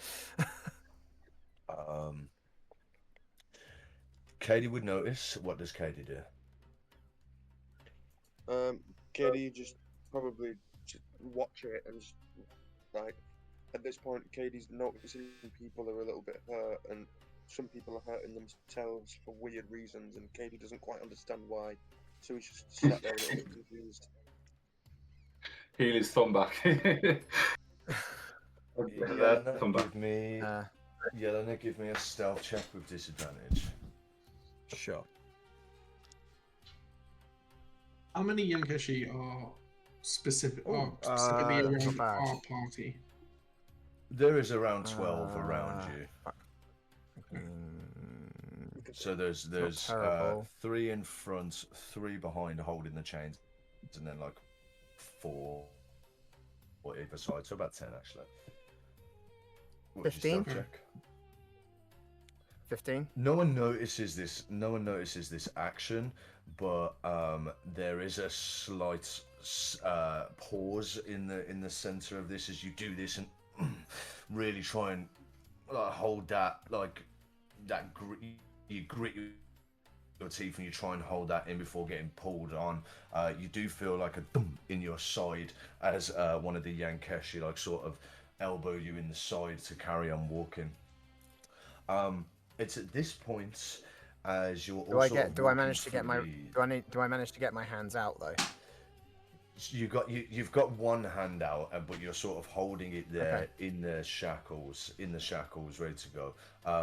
Bearing in mind the whole party is attached to one another, and you're somewhat in the center. But one of your hands is free with a broken. Cool. front. I'd also like to use what's it called, second wind, to try and heal myself up a bit. Awesome. Yeah. Cool. It's 1d10 plus 2. Yeah, that's it.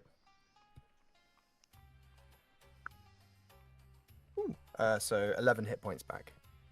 Awesome, cool, perfect. You restore yourself 11 hit points on this journey through. You see that you see Ezra walking far ahead with this huge Goliath man, as people are like walking up to him with like bowls of spices that are like offering them to him, and like he was just shoo them out the way, and the Goliath man will shoo them, and like loads of people are walking up to him offering like silks and things like that. And you see that they sort of turn and look at all of you, these merchants do, and like they sort of, it's a weird sort of, you're not sure if it's respect or fear or just a commodity, but if you catch any of their eyes, they instantly like look to the floor. All of these people do.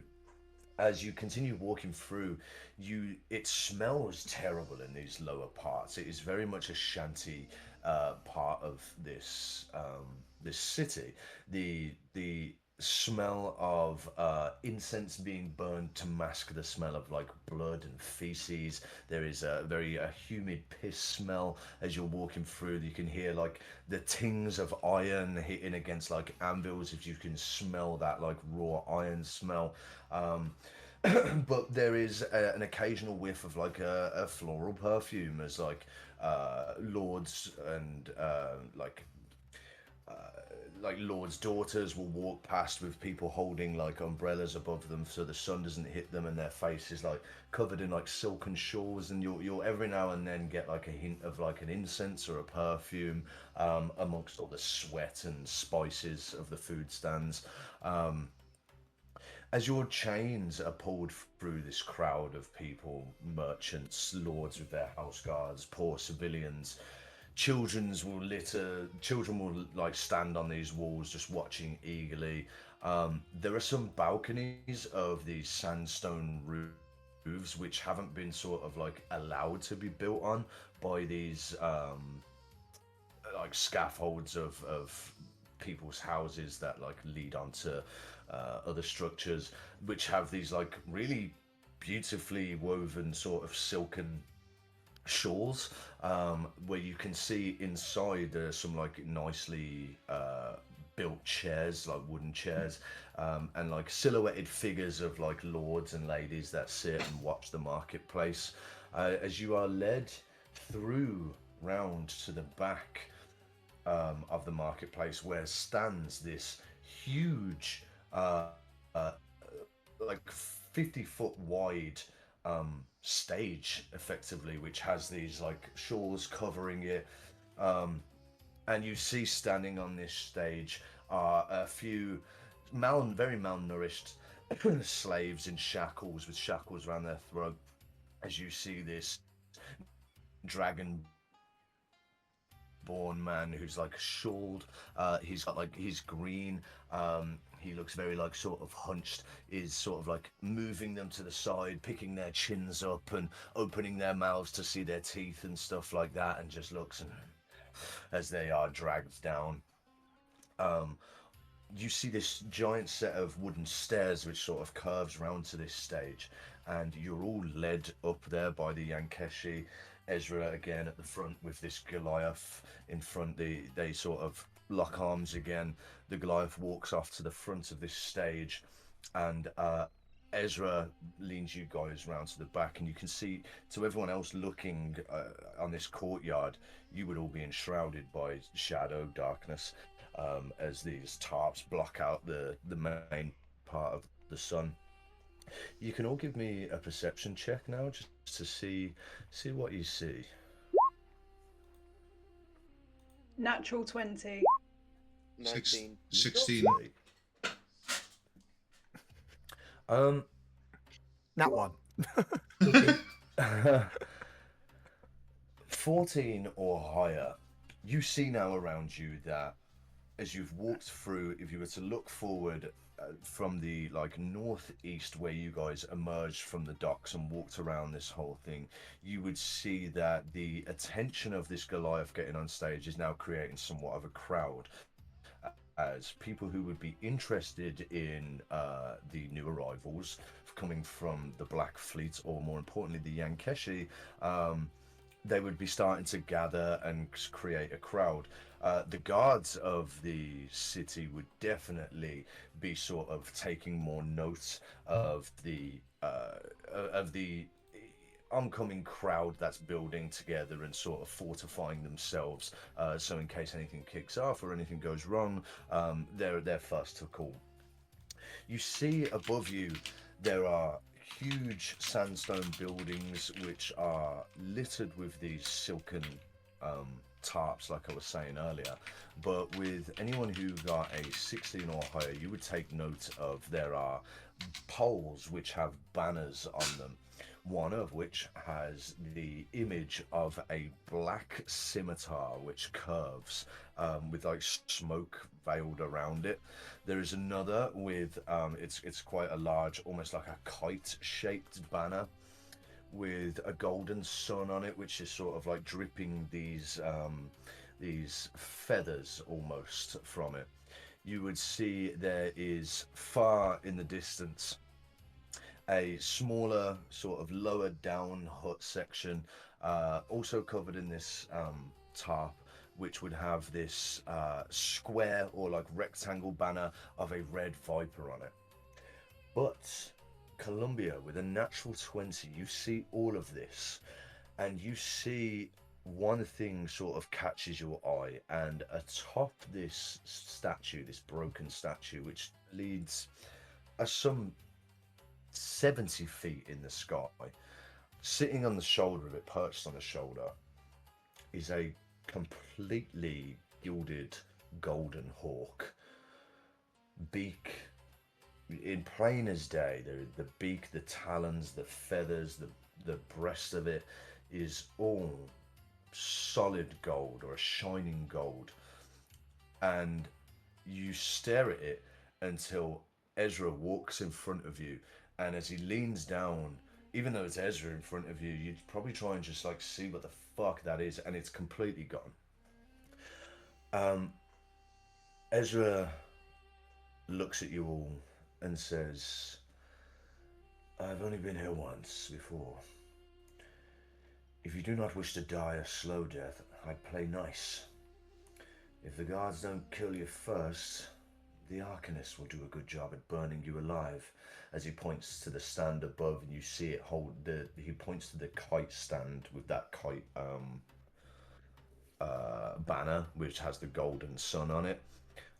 And he looks back to you, Columbia, and all of you with a serious fucking look, as he pulls this gem out of his pocket, this glowing blue gem, and walks down each of you, placing this gem on your wrists, which unshackle the chains between holding your wrists together. There's still shackles around them. They return to a normal silvered color instead of this glowing blue, as he goes down the line and unshackles each of you, and he gets to you, Yelena, and he notices your escape plan. Before he says He anything, looks I'm at going you. to look at him dead in the eye, and I'll say, "If you really care about Columbia, keep silent." Give me an intimidation check with advantage, please.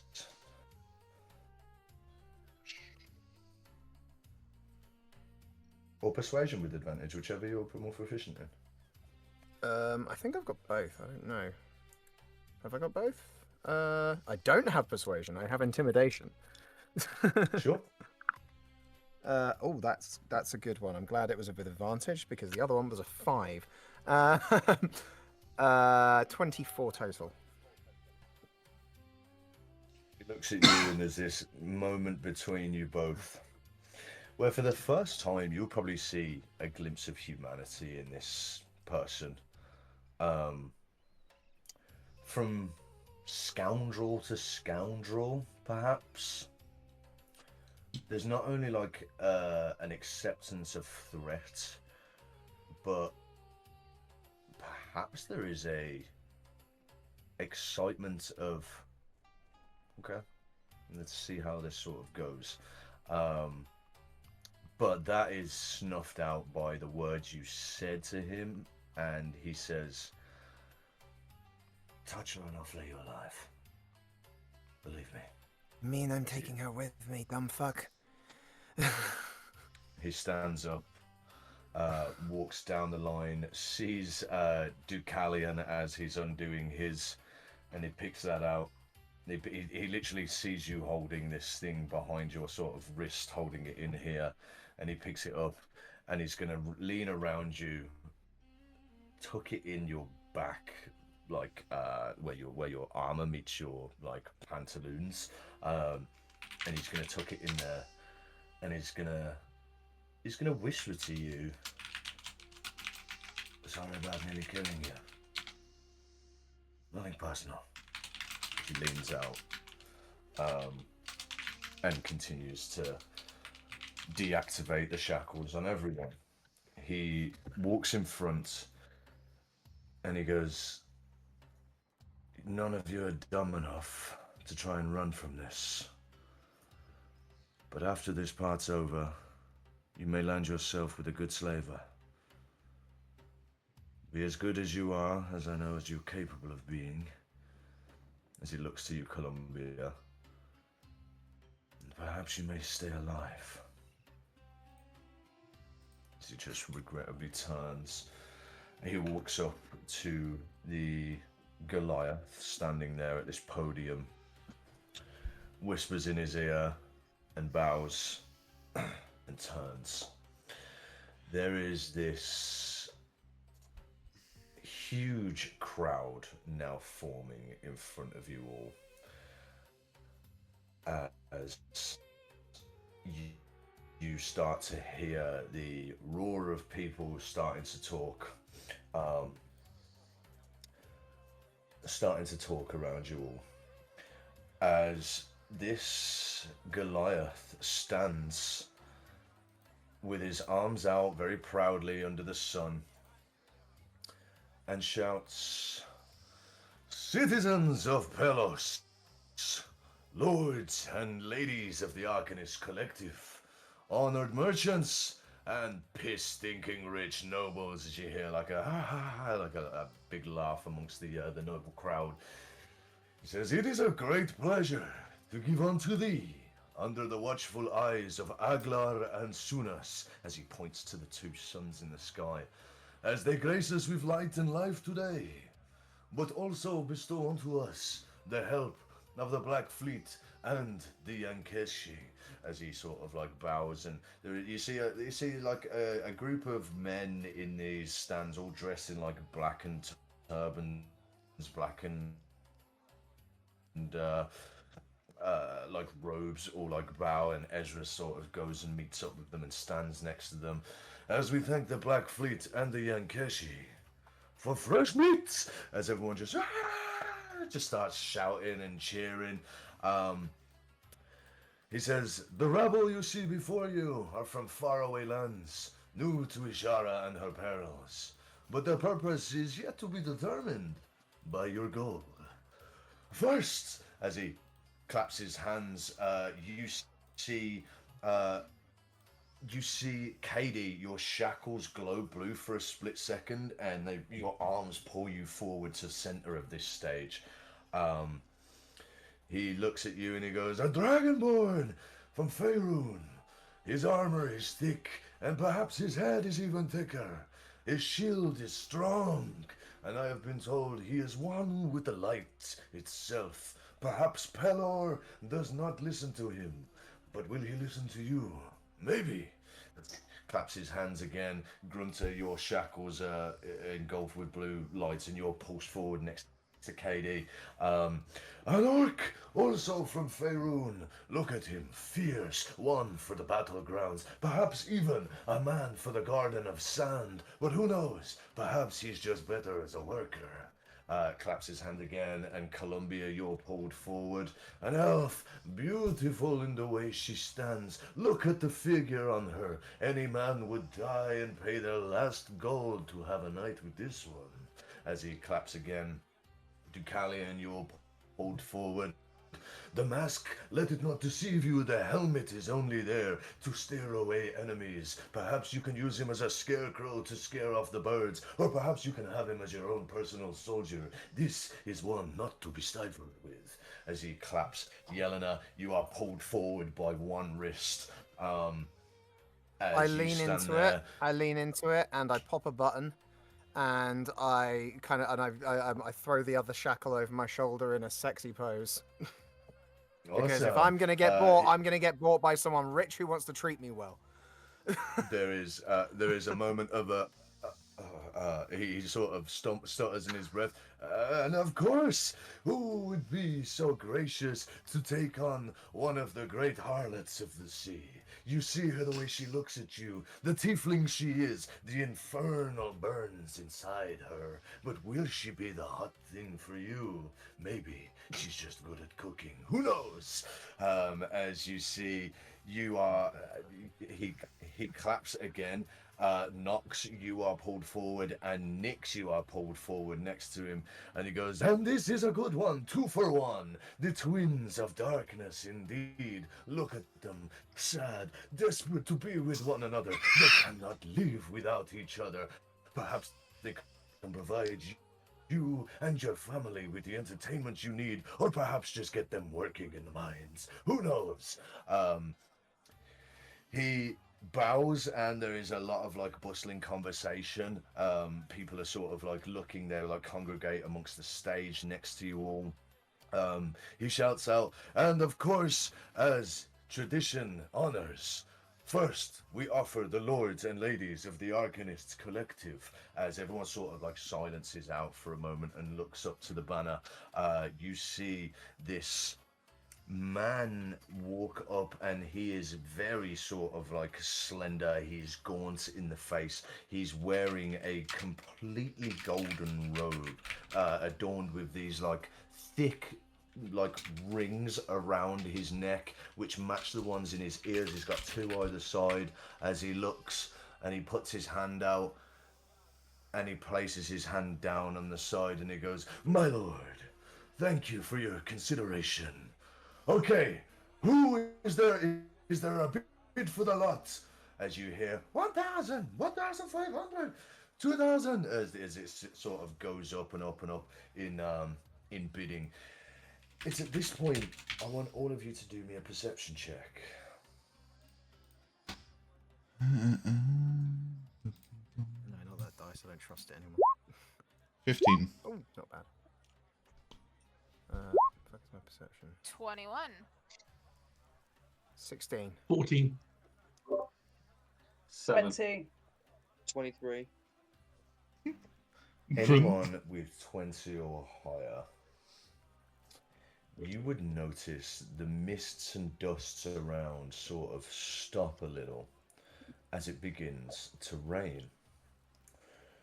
You see a few people in the background sort of taking shelter and running in under their huts and stuff. But the majority of the people are too sort of like focused on dealing with you all. As this happens, cloud covers the sky above, dark, thick cloud.